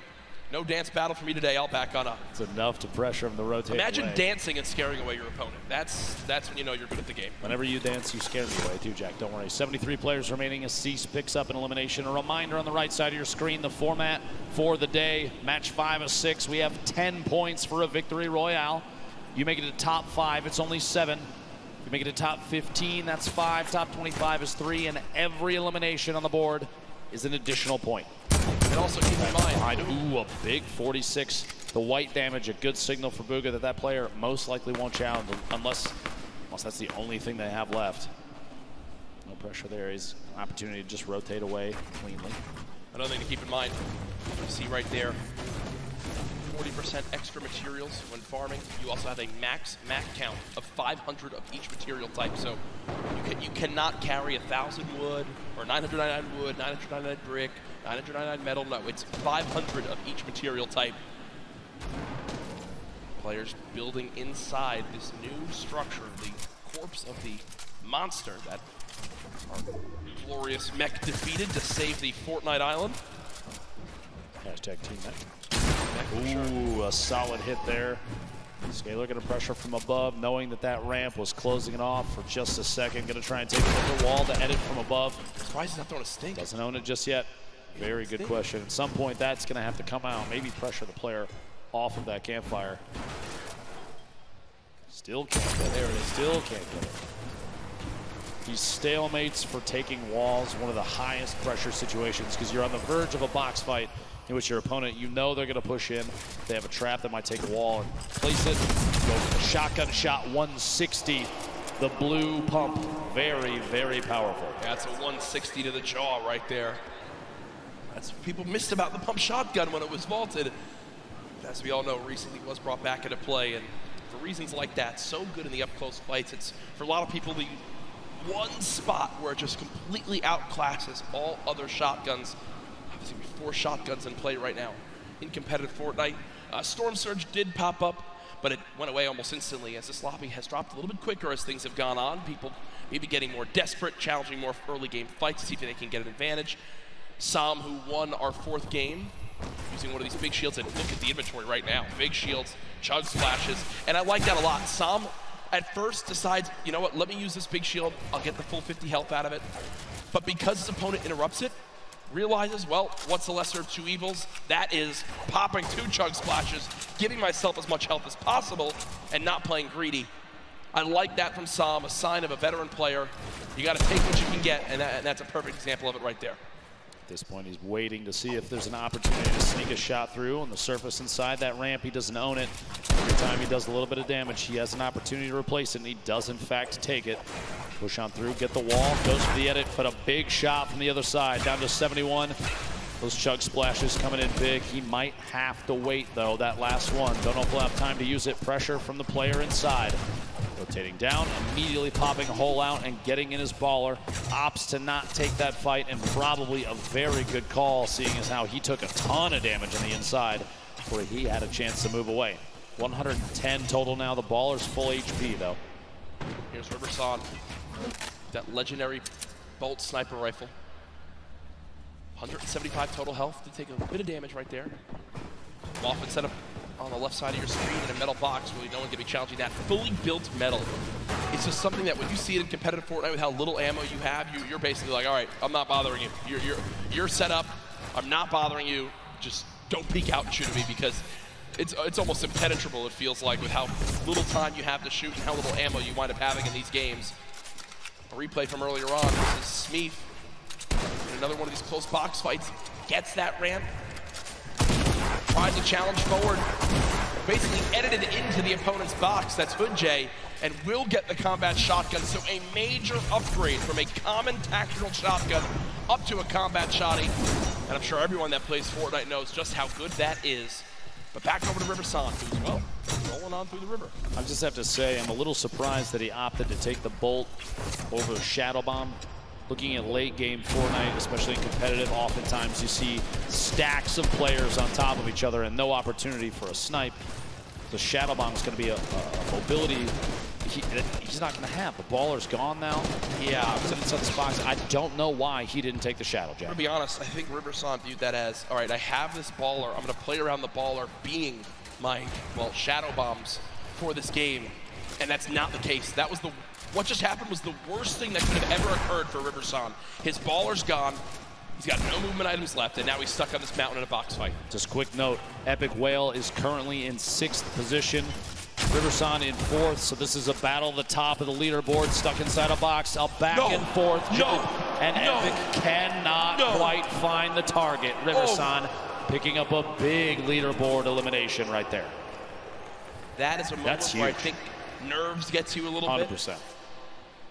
You mentioned top 6. He's thinking in the back of his head, if I have a good game here, we're moving into the $1 million prize pots. And instead, Riverson wins a fight that looked impossible to win and is now set up on top of a mountain with near max HP. Real quick look back here, Plug, our current leader. Look at the shots through there. Little shakes the hands off a little bit, blow off some steam. Prison arrow goes down inside. Very, very accurate player, Booga. See Bizzle, the top left of your screen, one of the more well-known players, like you said, one of the most consistent players, Jack, in all of Fortnite that we've ever seen. With the speed of the builds up here, we're gonna try and get a little bit of a higher view. Doesn't want to be stuck down too low in case there's players rotating. Maybe some shots on the baller soon. There's pressure being applied on others and ops into that fight as well. And if you look at where Buka is right now, on your minimap, the closest player on the west side of that zone, safe, and everyone has to move right towards him. Also, 6 minis, near max builds, 4 shadow bombs, 2 launch pads, a shockwave. Booga knows what a fantastic position he's in. If he can make it to late game, he basically has guaranteed placement points. Peter Pan making his way through here. A little bit of a leftover collection. Gonna have to do some picking up on the inside. Pretty lucky finds on the inside here. Quite a few materials. Flint knock. He's got to redeploy a ton of minis. Pretty optimal loadout for both mid-range, up close, depending on who's pushing him. Yep. Positional wise, no launch pads. What a slipstream. No shadow bombs. Does have a slip, but as soon as he's away from that thing, flying, he can establish a base, but making a move after that's going to be tough. And he is getting attacked from literally every angle on the way in. Players from all sides taking shots. He's going to have to try and push his way through for an elimination or get out of this area almost immediately. What a tough spot to be in. Shots from both sides. puts the trap down in anticipation of somebody pushing in, and literally cannot keep the walls up enough. And that's the downside of being one of the last players to rotate from outside the zone. Everyone who's set up, including Bugha, knows, hey, we just spray anyone. They've got to come this way. They're going to be floating right at us. If the whole lobby shoots at them, one of us is bound to get them. We're all going to get damage tags. And when the Storm Surge just popped up, everyone fiending for a little bit of damage to keep them above that threshold. Thankfully for the players in the lobby, only 2 more people need to drop before Storm Surge goes away. So don't think it'll come into play too much. All I can imagine in a situation like that right now is from the Pro-Am, Tim the Tatman getting shot at from multiple sides. And, yep. It's just... Yeah, that was funny. That was funny when... You were one of them, I think. Yeah, no, my teammate Sean eliminated him. Tim, we beat Tim the Tatman on LAN and outplaced him as we take a look at players stacked up all on the west side of the zone. What people at home don't know is that we were literally looking at Tim as we say that, which is makes it better. So, launch pad used by Bugha right away, and with 2 launch pads with all this other movement, he just needs to survive this movement. And guess what? This is a zone on the high ground. It's directly on this mountain, so for a pretty early on zone, it's going to get awkward right away. Bugha has made it in, but has taken a lot of damage. Will use some minis to get back up to 150. Has made it to the zone. Benji Fishy just below, who's currently top 13 in this game.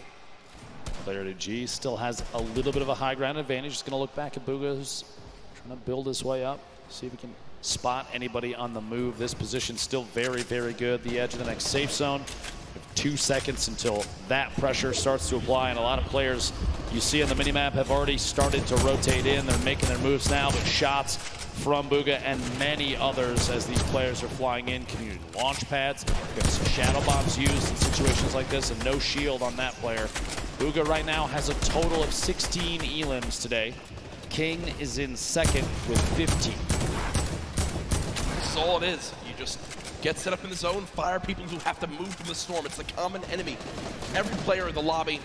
Issa did just go down to class, and we also saw Vivid drop a couple moments ago. So nothing really from Vivid this game, unfortunately. Bugha 1 elim so far. Continue to look on down. Here's the perspective of a drop coming on in. Everyone's made it up on the mountain right now. Still some people on the edge.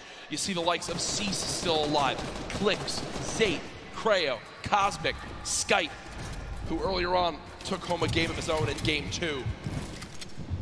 Quick note, by the way, Riversun, who we saw eliminate the 6th place position, has gone down himself in 4th. So he is out of this game. 44 players reversing your feet, going down to Dementos. And we are not even at placement position just yet. And we're looking at the 6th to 7th circle transition starting in 10 seconds. Everyone has to move. The people that have the best opportunity to take shots back, they're going to be able to pick up a lot of eliminations. Players are going to be on rotation. Things are about to get real tough for a lot of people. The edit, so they just wait, hop the ball, and roll.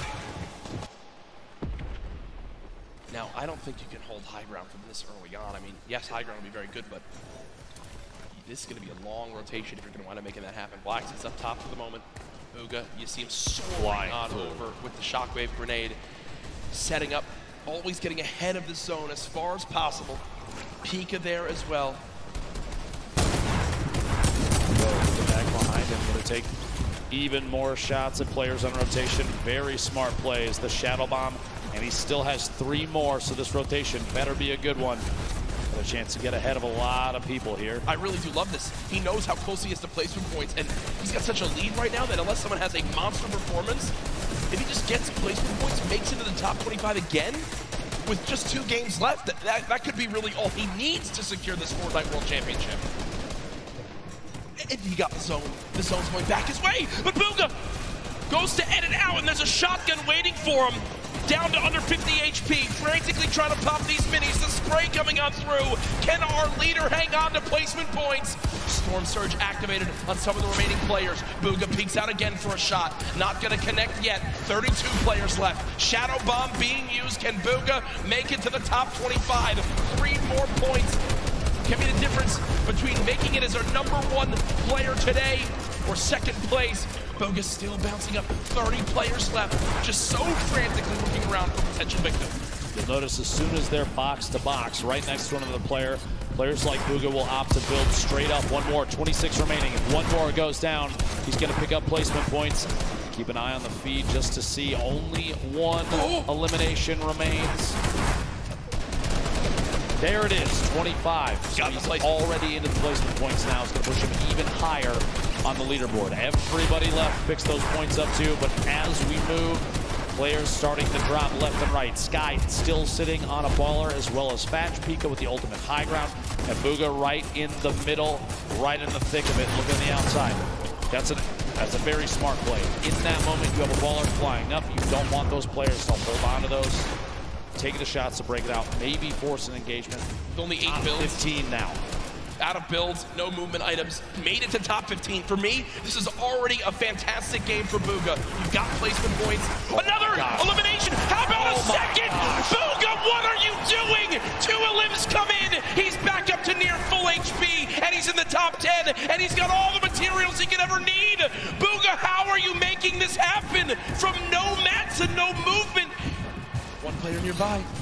Bugha at 3 elims, still ahead of this zone. He can absolutely win this game, Dr. Lupo. 2 away from more placement points. Opts to drop the extra weapons in his inventory. A gold AR, the green pump, 6 minis, and a campfire. 42 builds remaining, and he's just looking. 5 players left. He is sitting in one of the best spots I think he could have possibly imagined. Creo picking up an elimination. He's sandwiched between Pika, Piza's, Creo on the ultimate low ground. He's looking any chance to pop through when a player is not looking to get a shot in might be enough. Still has mats. Still has mats, 1 player below. Bugha just staying ahead of this. Has only taken 1 score tick so far. Player up top fighting, player down low fighting. Can Bugha make the impossible happen? Dodges the trap as well. Taking a little bit of storm damage. Bugha's got to make it on in. 1 build left, drops on in. Bugha, no! But either way, it's all good. He's done what he needs to do. He knows how important that game is. Now we're in our top 3. Pika up top. We were following him earlier on today. Pizzas and Creo all the way down low. 0 builds in Pika's inventory. It's going to be tough. He's going to have to drop in and go for a fight. Cannot connect. Pizzas finds that elimination. Creo gets the final one in game 5. Goes to Creo. I don't think he can believe it. I don't know if anyone caught it at home, but what he does right there is Flint knocks the opponent, hits him for that body damage, and then shoots him into the zone. Great game for Creo right there, and you see repping his team. Woo, clutching on up in the end. Here it is, the final moments. The zone closing away, a fully closed zone. Creo's got to build on up. You see, health advantage was to Pizzas. Pizzas would win that game, but a full damage Flint knock connects and swings the tide in his favor. Here it is one more time. Boom! Right to the chest, sends him into the zone, and wins the game. From Creo as he takes game 5, the victory royale, 10 points plus his eliminations. Huge game there, and Jack, we still have one more. We do. We still have one more game here at the Fortnite World Cup Finals. I don't see any way that Bugha's fallen out of first with that performance. He absolutely popped off. We're about to take a look at our standings, but Bugha may just be in a position where all he needs to do is find 1 or 2 points, and there it is. 1 or 2, are you kidding me? Ladies and gentlemen, Bugha sits atop his throne, far and away in first place. He is 1 game from $3 million. The most eliminations, tied for the most victory royales, by far the most points. Bugha has put on a show and is nearing the title of Fortnite World Champion. Here's a look at the remainder of your top 20 there. 17 points. That's what you need to break into the top 20, Jack. Yep. But even then, you're still 30 points away from first place. You need a 20-plus elim game with a victory royale and 0 for Bugha. Good luck, have fun, but we do have Jordan Fisher on the floor with one of our members of that last game. Playing health right there at the very end in such a high caliber game. Again, another stacked lobby right here at the end. Yo, hoping for some lucky health ticks in your favor, and that happened. Thank God for the best reaction for the wins so far today, in my opinion. Where's your headspace at going into this last game? Right now, I'm on third. I just need to clutch up, make sure that I don't make any dumb plays. I just keep calm and keep how I've been playing. Well, it's great work. Fantastic job. Great victory royale. Back up to you guys. Great to hear from Creo right there as he takes game number 5, the nerves in those final moments. You saw the celebration. I think he even almost couldn't believe how it all ended on up. But victory royale, you know the difference between 21st and 20th is over $60,000. And a win like that, with how close the standings are, could make the difference between earning $50,000, which is still great, but $112,000, which is to follow. But we're not quite ready for Game 6 yet. We do have Balla over on Unreal Island with some analysis of Game 5. Guys, I do have that, and what a performance here from Bugha today. Every single game almost placing consistently in the points and finding himself some eliminations as well. Only falling in that second game early on. We're going to take a look at some of the eliminations that led him to a top 5 finish here. Bugha, first off, breaking the baller on the side of zone, making sure that he knows exactly who's moving in. Why is he moving in with the baller inside of the zone, inside of the center? And then as well, getting an elimination here onto Kalusha. Absolutely amazing job by Bugha there. He actually got into top 5. So an amazing finish. He's got 2 points from that, plus all the other performances, other placements in that match. We've got only 1 match remaining. Just like you guys said, it has to be a big one for somebody to overtake Bugha at this point. So Lupo, Courage, please close us out. Thank you, Balla. As you know, so much on the line here this weekend of the Fortnite World Cup, but it is not the only thing that people are excited about with Fortnite right now, Dr. Lupo. There's always so much going on, and I'm sure a lot of people in this sold-out arena know this week it's time for a new season. And yes, indeed. You guys want to see the first tease for the new season of Fortnite? Ooh. I guess we should show it to him. I have not seen this before. Oh! All that Epic told us is think back. August 1st, 2019, the next season of Fortnite. Is that what I think it is? Is that what I think it is, Dr. Lupo? CD in the third, I bet, is going nuts right now. Jack, Dusty Depot. Ladies and gentlemen, are you guys excited for the next Fortnite season?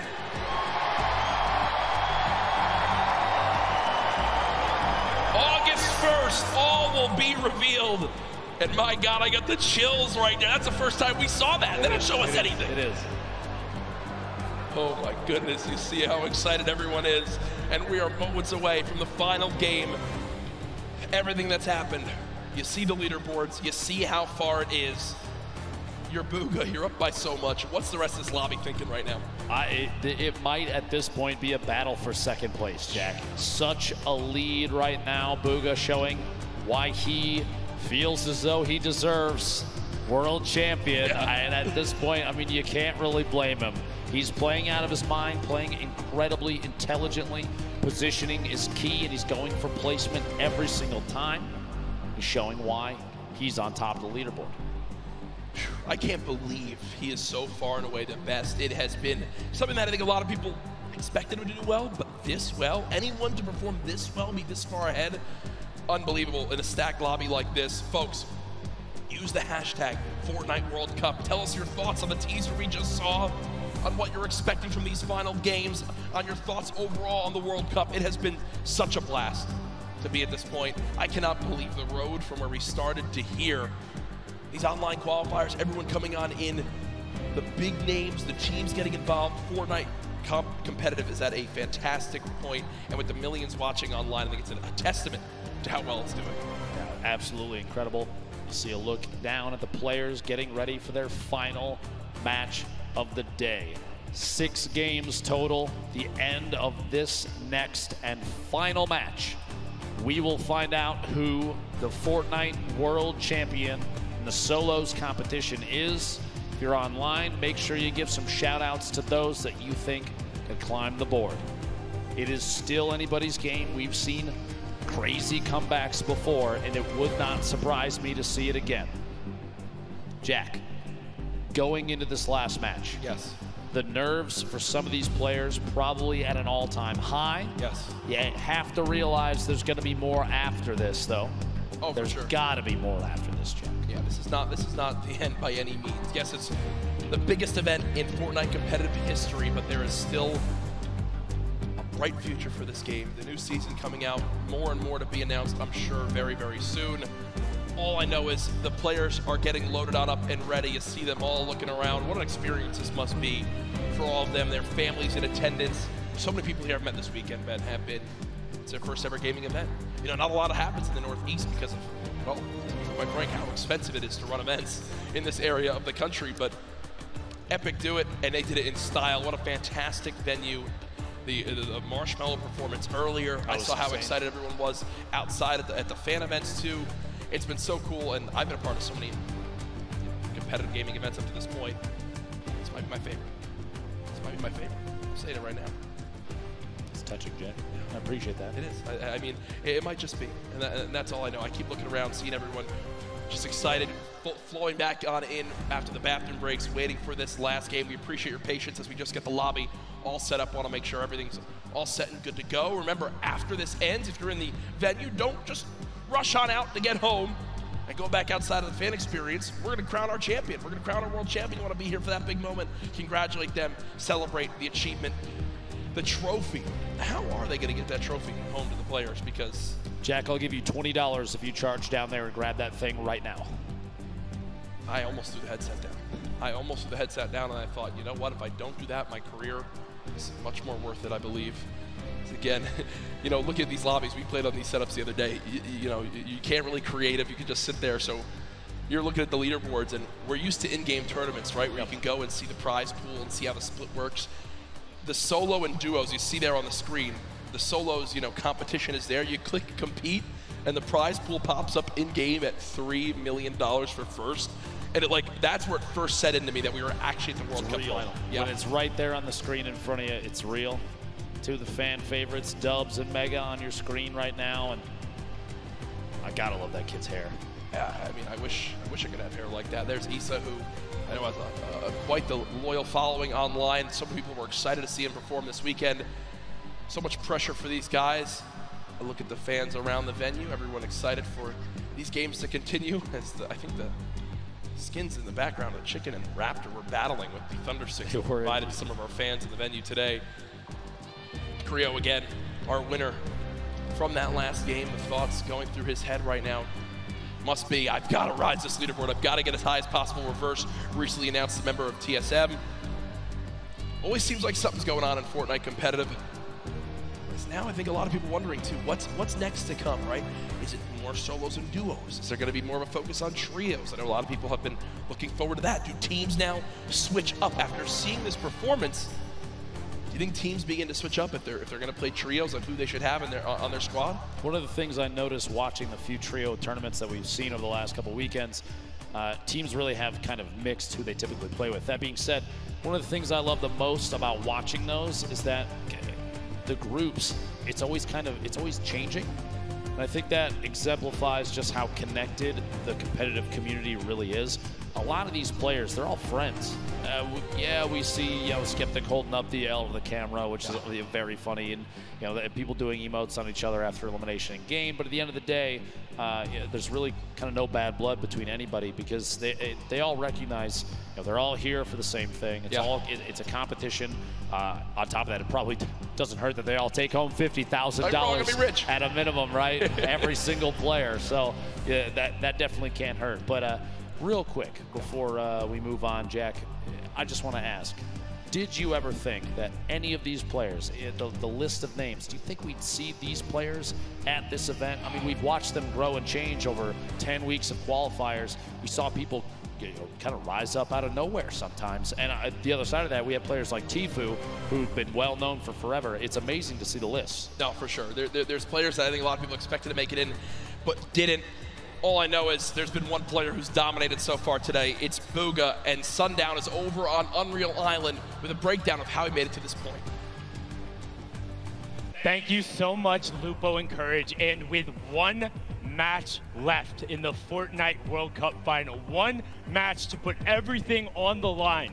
The Sentinels player, Bugha, has dominated the entire competition. He said from the very beginning, I don't care what's going on. I'm gonna do me. I'm gonna challenge every single player. I'm gonna play aggressively. I'm gonna look to get in their faces, get in the end game. The player who qualified from the start, made a name for himself after the host, and continuing running through. Let's take a look into some of his eliminations and how he's been able to build himself a 15-point lead over the best of the best in the world, and he's doing it by intelligent rotation, getting to the far side of the zone, and then hitting his shots. Kid, Bugha says, bring the rest of the lobby on. I'm looking to go aggressive. We talked about King and his shoot first mentality, but the difference between King and Bugha is Bugha chooses his spots when to go. He knows when he needs to hold off, when he needs to be safe for a second, and when he can go aggressive. You see him stall just for a minute there against Creo, who's pushing in to the top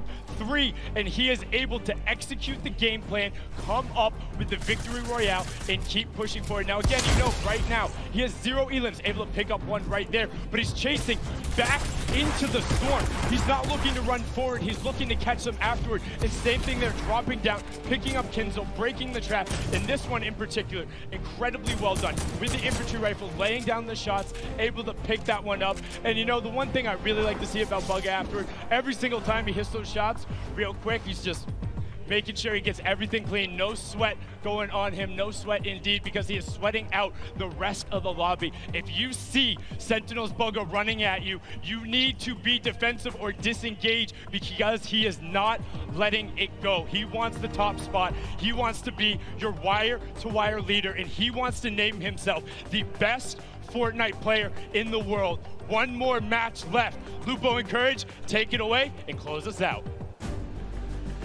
Great stuff, Sundown. Gotta tell a story of how our player in first place has made it this far. Again, we appreciate your patience as we just get a couple things sorted in the lobby, but I believe I've received word. Everything is set. It all comes down to this.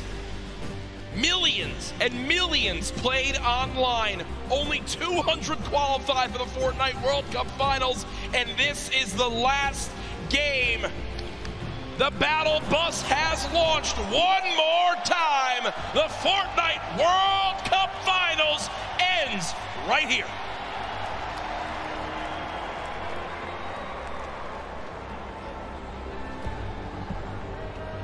All 100 players on your screen there, Jack.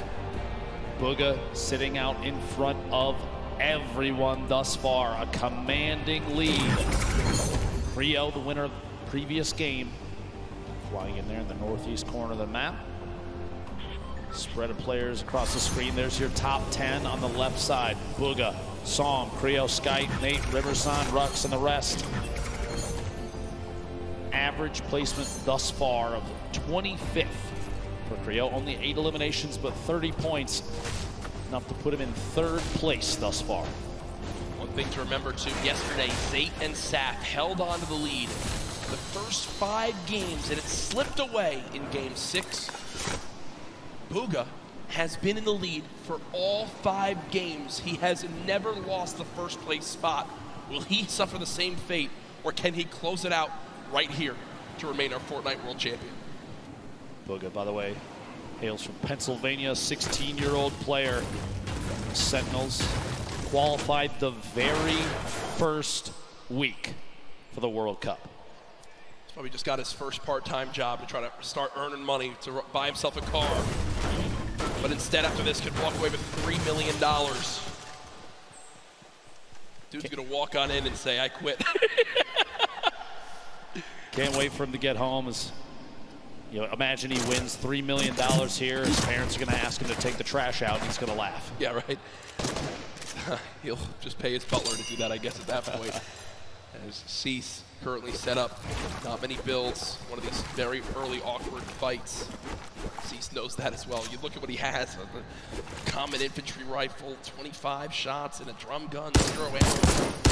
Jack, one of the first 4 to go down in this match is Skype, who was in 4th place. Wow, so a little bit of pressure tough. already gone from that top spot. Cease just looting for the moment. 2 chug splashes. If I do as he throws them down. Can you see all the players surrounded outside this sunny steps side of the map? Cease continues to bounce around for the moment. Not many AR shots left. We'll get some out of the ammo crate, which is good. Everything counts. And the farming of stone continues. Moffin and Zayt outside of Loot Lake, just fighting on the outskirts of it. Moffin just kind of building, walling against any pressure from Zayt. Doesn't want to get caught on rotation. Interesting loadout, that gold combat very early. That's a very solid pickup to start this match. Single shockwave remaining. Legendary grenade launcher. Drum gun in hand as well. I mean, talk about a great starting inventory. As we do swap on over. Blaster in a fight. Outside pressure plant. One more player nearby, only at 73 HP, but again, when you're in this far into the tournament, you kind of get to a point where you just got to go for it. You got to just force an engagement. You got to get the points up. Shot comes on through. Not able to get it done as of yet. Blaster still healing up. We'll have bandages to get back up to, I think, 75 HP. The feed, it looked like Tfue picking up an elimination. Let's see here how things play out. 90 players remaining. The first circle starts to close in 50 seconds. Bandaging on the egg. Blaster just hanging out here. That player down below. Going to see if he can take shots here in a second. T-Chub's going to roll all the way down. Looks like no engagement going to happen here. Yarko, Sledwicki, 2 players that have faced off against each other a number of times. Going to go for the wall and in fact get it. Gets the angle inside and pushes on through. A solid aggressive play from Sledwicki to pick up his first elimination of Game 6. Very clean, and that will end Yarko's Fortnite World Cup run. Solid performance earlier on. We'll see where he stacks up with the rest of this lobby when it's all said and done. Reminder, this is our final game here tonight. Use the hashtag Fortnite World Cup. Get it trending just like yesterday alongside the millions of people watching online. Sam, who is our player as well, near the top of the leaderboards. What can he do in this last game? Can he make the trek to try to catch up to Bugha, who was 15 points ahead in first? Pika 1v1. And angled down through a handful of edits here at Mega Mall. He's going to push around the side and try and make his way inside Mall itself. Pika earned 12 of his total points in just the last match, and I think that says a lot about what is possible. In 11th place when we rolled into this game, Pika trying to find a way inside, pushing down through the outside. Maybe does in fact get the wall replace. Are you kidding me? Used the shockwave to get down the wall that his player inside was smacking out with it. That's unbelievable. He basically called the bluff. He called the bluff. The guy was trying to break the wall to secure it for his own. Pika was like, okay, break the wall for me. I'll just replace it my own. And he does just that. Pika, full HP, 2 slurp juices, 6 minis, a very good assault rifle, the shotgun, but it looks like the aggression doesn't end here. Wall instantly broken. Pyramids placed as well. And he can just continue to play these box fights. Really use the shockwave to try to drop down his opponent again. Said it once. Wouldn't surprise me if we use that same tactic here soon. At this point, 100 HP, 100 shield. I do not blame him for being aggressive here. Knowing that players may be a little sparse in terms of loot, he's trying to track Keemstar on the outside, rotating around the edge of Mega Mall. These 2 players going to end up on top of each other before you know it. Oh my gosh. Floor loot. Okay. A heavy sniper rifle. And another slurp. Okay. He's looking for it. It's like Batman. See him watching. He's waiting. Dropping on in, does use those audio cues to try and track down the opponent underneath. Opts to back out of the fight for just a second. Get a different angle. Pika's awareness inside Mega Mall is insane. Knowing exactly where his opponents are and exactly when to push. Already picked him 1 elimination using those skills. Gonna see if he can find a second player in the slip. Going for the snipe.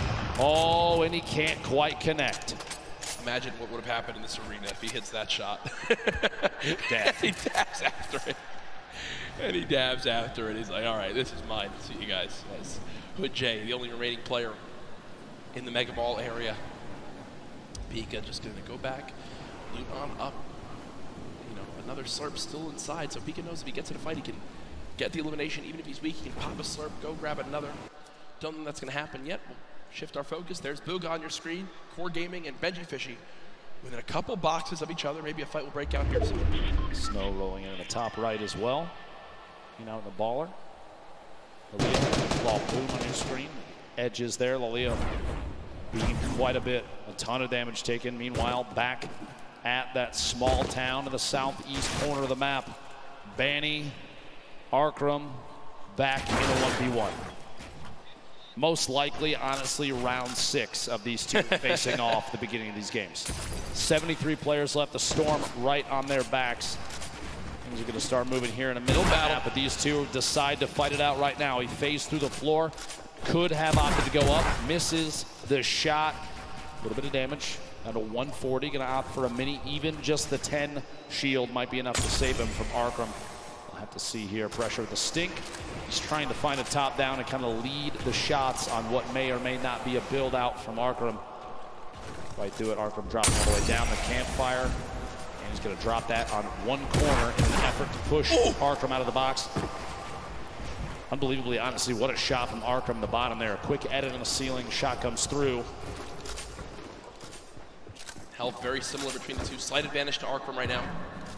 Have to imagine that almost every 1v1 between these two has played out so complexly. If we're watching this right now, I guarantee you this is not the first time we've seen it. What a shot, a quick flip and edit on the ramp.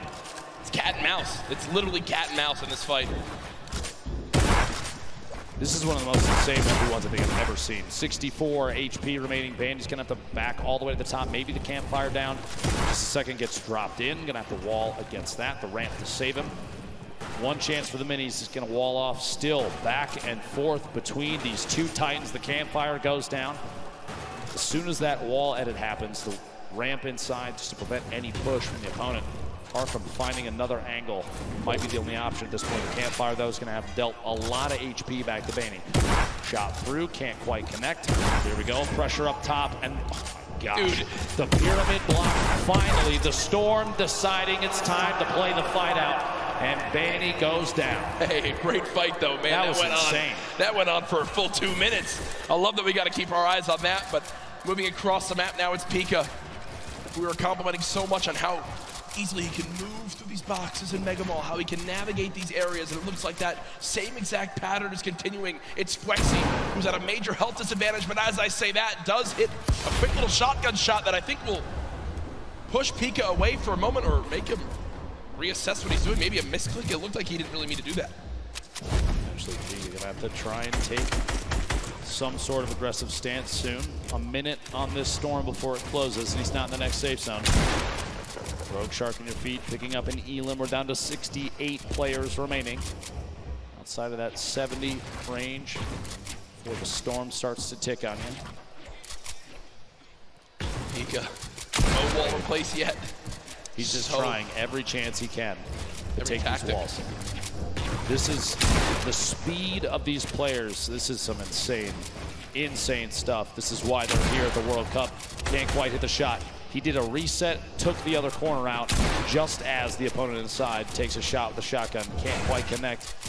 Still going for these wall replaces. Ooh. Big hit there, down to 16 HP. And he's got no mats. He's got 2 total builds, so with the zone pushing as well, this looks like it's got to be a Shadow Bomb play.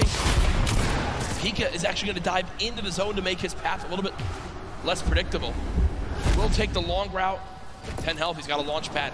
I'm going to tell you right now, Pika is not happy. Yeah, you see him kind of sigh right there. Uses both Shadow Bombs, uses all the materials he has. Literally can only build one wall, can't even box up for safety. Uses one of his launch pads to not a fun spot to be in. If you're Pika, look, still can't even build one box. Does have the minis. He's got a campfire in case he wants to put it down. I think the fear at this point is if he puts that campfire down, it's like a signal flare for anybody around. This is the box to push. Meanwhile, Tifu Dusty Divot flying across, landing near more opponent builds potentially. Back down, shots at the target he was right next to. He's in this box alone. You see in the mini-map, only a handful of players around Dusty Divot. Clicks, reverse, Bizzle you see in the top. Pretty far out there. And Clicks is actually, you know, one of his trio partners. Previous trio cup that happened. They're fighting each other right now. TV trying to make his way out of here. Still not in zone yet. Really used his launch pad. He did use his last shockwave, if you remember, as well. There is some loot nearby, but player challenging. Tifu's going to back up for the moment and rebox. Oh yeah, we got a fight here. Tifu, 1 versus 1. Is it Clicks? Not exactly sure why. It is Clicks on the other side of this wall. So Tifu versus Clicks. Veteran versus the up-and-comer. Tifu backing up for the moment. It looks like there's another player nearby as Clicks will just say, nope, don't need this anymore. We'll fly away. Karhu goes down on the elimination feed. Cease goes down in the elimination feed. 63 players left. No Storm Surge in this one yet. Bugha picking up an elimination. His first of this match. Just another point between him and second place. Man. Consistency so key, and Bugha has embodied that today. Only one bad game. The rest have been absolutely electric. Bugha's just sat up with the high ground in the zone, waiting patiently for this lobby to drop on down. Snazy now 1 box away from an opponent. 54 HP, needs to perfectly edit one of these walls and get a shot down range. You see his opponent not sitting still for any moment. He expects him to drop it, and that's exactly what happens. He's finding the patterns and how his opponent likes to play these box fights. But still with no healing and his opponent jumping back up, you got to think some shields will be replenished and Snazy will be at even more of a health disadvantage. Tries to go for the reset on the floor. No shields pop. There we go. Catches himself. He's going to hold the edit on this pyramid. He's looking for a chance to push Martine. If one arises, we'll have to see. Snazy's hope may be to catch him off guard. There we go. Here's the Shadow Bomb. Going to rotate up and away. Use that redeploy and try and make his way into the safe zone. Only 54 HP. He's not quite safe yet, but now it's the chance to look to the right. Get a couple shots. Player inside the box as he lands right next to him. The edit through, and Rogue Shark sets the trap and gets him. Tough play there. Clicks. Meanwhile, 1 elimination, 62 builds. Sit on 2 Shadow Bombs. To see here, the very north edge. He's underneath the plateau of Dusty Divot. Reverse down there as well. Tifu on the edge. Astonish, Smeeth, Zate. So many players stacked up near each other, and oftentimes you do see players utilizing the already built structures for easy wall replaces. No surprise.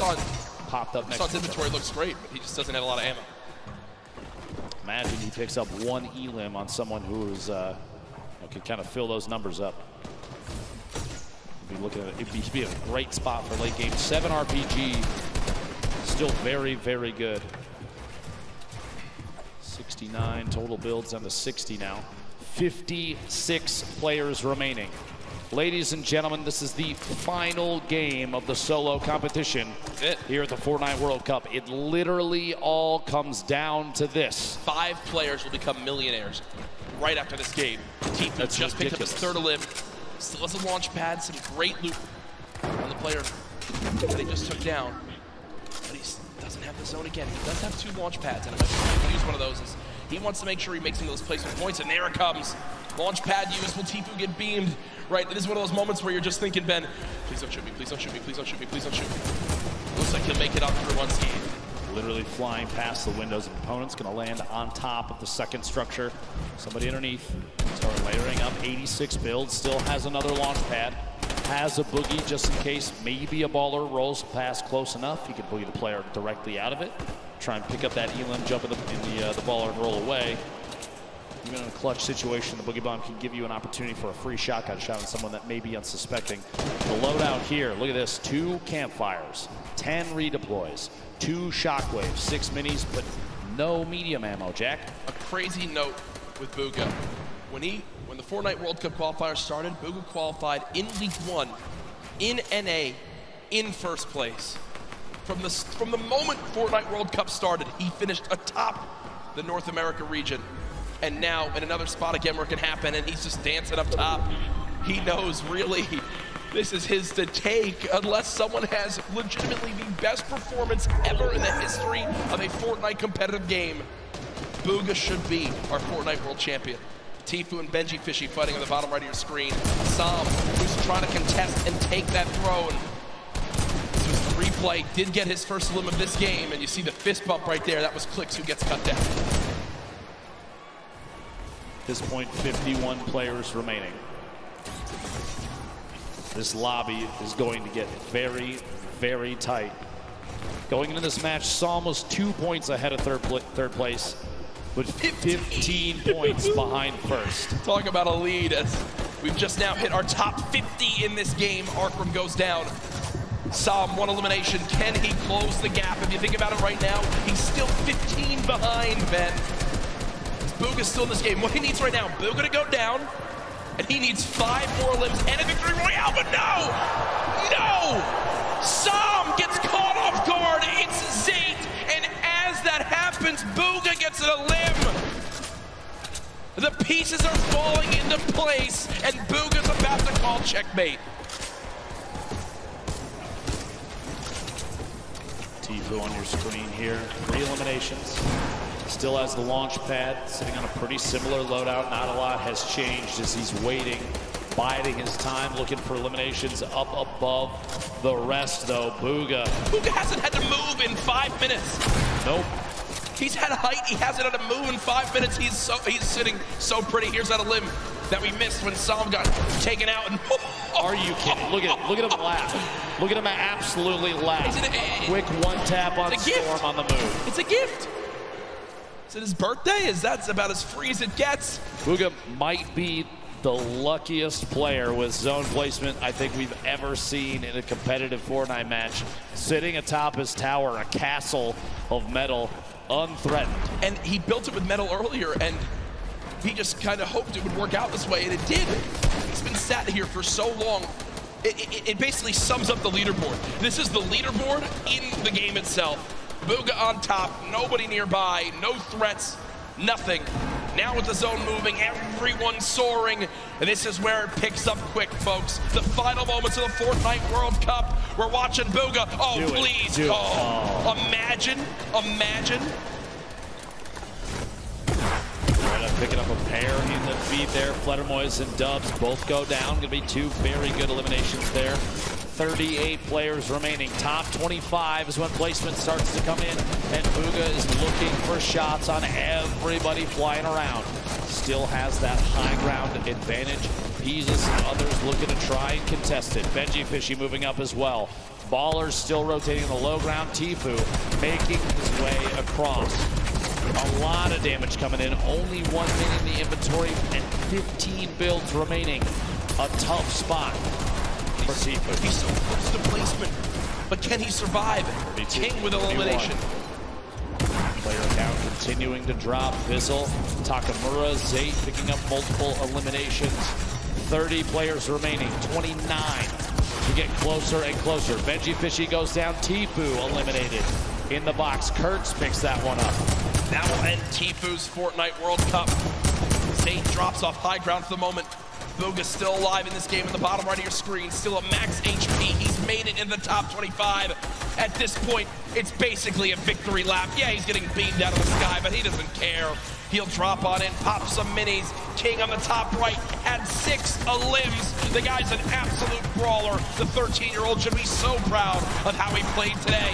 Lulboom up top, Crew, the double qualified player as well. Picking up another elimination. Takamura goes down. Bugha now into your top 20. Mongrel, your Fortnite World Cup is over. Vivid's still alive in this game. It's Crew with 4 limbs atop our leaderboard right now. Has most limbs of who's still alive. Bugha there as well. Has all the ammo in the world, not a lot of materials. Let's see how he weasels his way out of this one. Lulboom, the ultimate high ground. T-Chef going for a challenge up top. Does in fact take it over. Meanwhile, Bugha box fight for his life. A little back and forth here. He's waiting to see if this player rotates out. There it is, a big shot. Another elimination. And he's got near max material. Kidding me. He's gonna trap the ball. Oh, the ball escapes. The absolute seeds right now. Booga still moving through, and at this point, it's a sign of respect. We've got to watch this man continue to dominate. A statement is being made. Dr. Lupo at the end of this game, he'll most likely be crowned the best Fortnite player in the world. I've never seen anybody play in a competitive Fortnite match with a smile on his face like this kid right now, but he is absolutely dominating every single player he's run into thus far. Looking for a shot here, quick couple of edits, rotating back away, pressure from above, and he's immediately going to wall that off. The kid's top 10. He's smiling. He knows it. He knows it. Absolutely ridiculous. 9 players left. Unrelenting is Booga. Hasn't dropped out of first since today started. There's all the remaining players. Running low on materials, but he still wants more. 4 limbs in this game. Let's box it up for a moment. Pyramid comes through. Booga still alive. Shots going down. Can't connect with that one. 1 build left. The final moments of Fortnite World Cup. Oh my gosh. Bow down. Surprise. Bow down to Booga. Doesn't even matter. 4 players, 3 players remaining. It's a fight out for the victory royale in game 6. 2 left. 1v1. Crew still in it. T-Chubb as well, back and forth. And it might come down to a heel off. T-Chubb dropping down those campfires. We'll see here. Crew following it all the way in, and T-Chubb goes down. Crew with a victory royale. Crew with 7 eliminations and the victory royale. The monster performance at the end of it. That could have just secured him hundreds of thousands of dollars, maybe even over $1 million by just that game right there with how he does. But ladies and gentlemen, there's no way anyone beats him. Your Fortnite World Champion, Booga!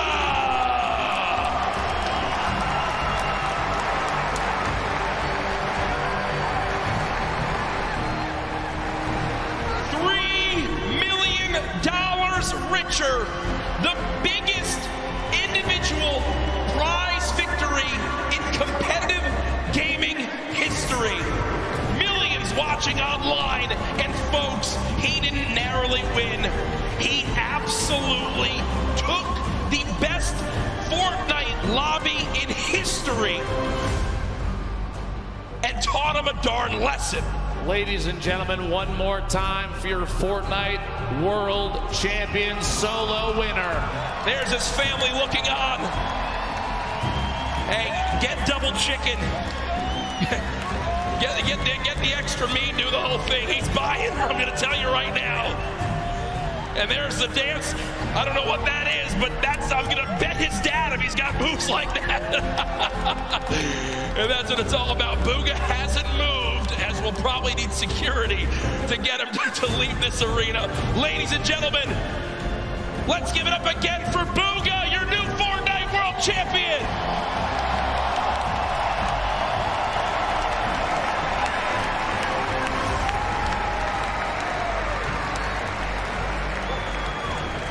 We have cast in almost every single major Fortnite event up to this point, Dr. Lupo.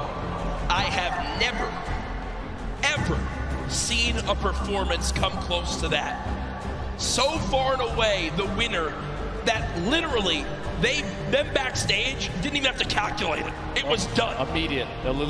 Normally, folks, we do have to wait a minute or two, and they need to triple check. They went right to it.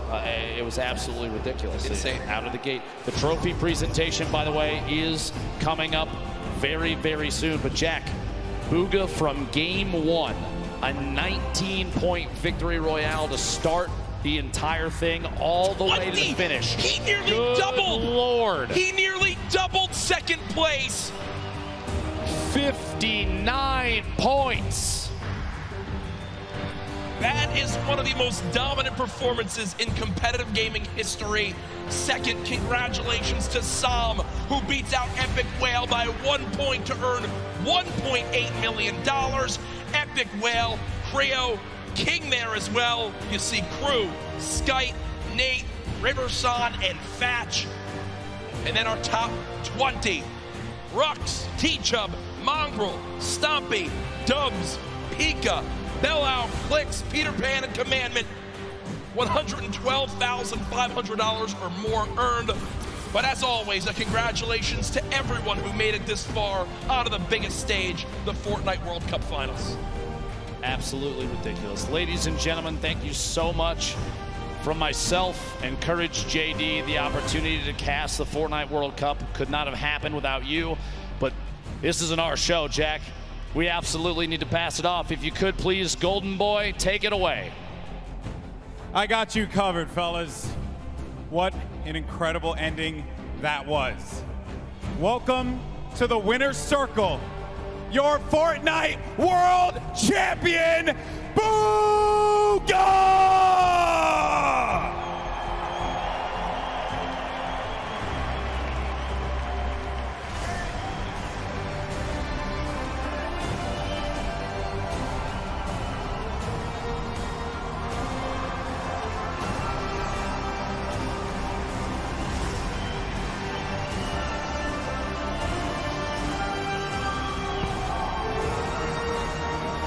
Ladies and gentlemen, this cup is yours. One more time, your world champion, Booga!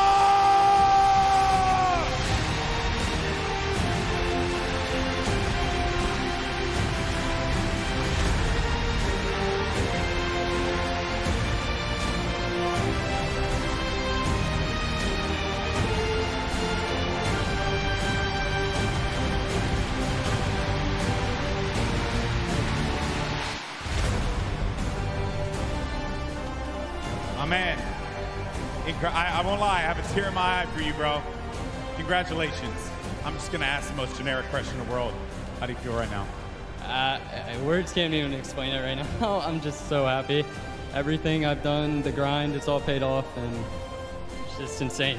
So the last game I noticed you changed it up a little bit. You decided to change your drop spot. At what point in that game did you know that you locked it up? Well, pretty much. I got to center zone after getting like a llama, so it was pretty much just sealed from there. I don't know. Yeah. Now, I know that you have some family here today. They're right there. Who are you playing for here, bud? My whole family, man. Sentinels. And finally, you know what? I don't even think we need to say anything else. Give it up one more time. Your champion of the world, Booga!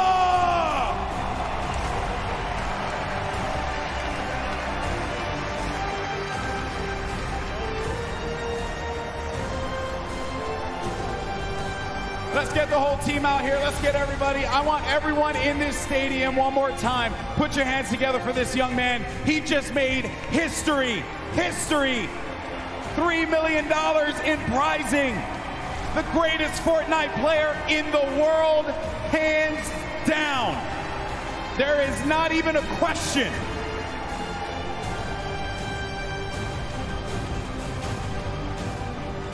And for all of us here in Arthur Ashe Stadium, we want to thank you all so much for joining us on this incredible journey.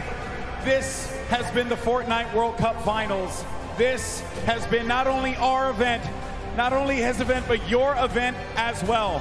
Thank you so much for tuning in, and we will see you on the battle bus.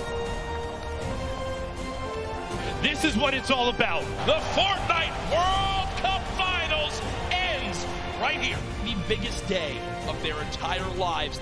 100 players, the battle bus is loaded. It is time. Shots coming in. No elimination yet for the first game victory royale. Oh my gosh. By that storm, someone's going to be above him. He's too good. An elimination onto Skype. He's still holding position. Dubs has the high ground, but he dives in front of him. And Dubs gets a victory royale. King wants to jump into your box. It's in box now. Oh, what a beast. We have some great players still left in this game. But Mongrel with 4 eliminations is looking for number 5. Going up against the player. It's got to be Booga. The game 1 winner will not be enough against Mongrel, who does get picked quite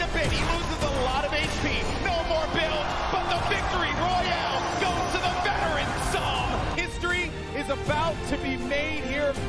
He's smiling. He knows it. He knows it. Ridiculous. The final moments of Fortnite World Cup. Oh my gosh. Bow down. Surprise. Bow down to Booga.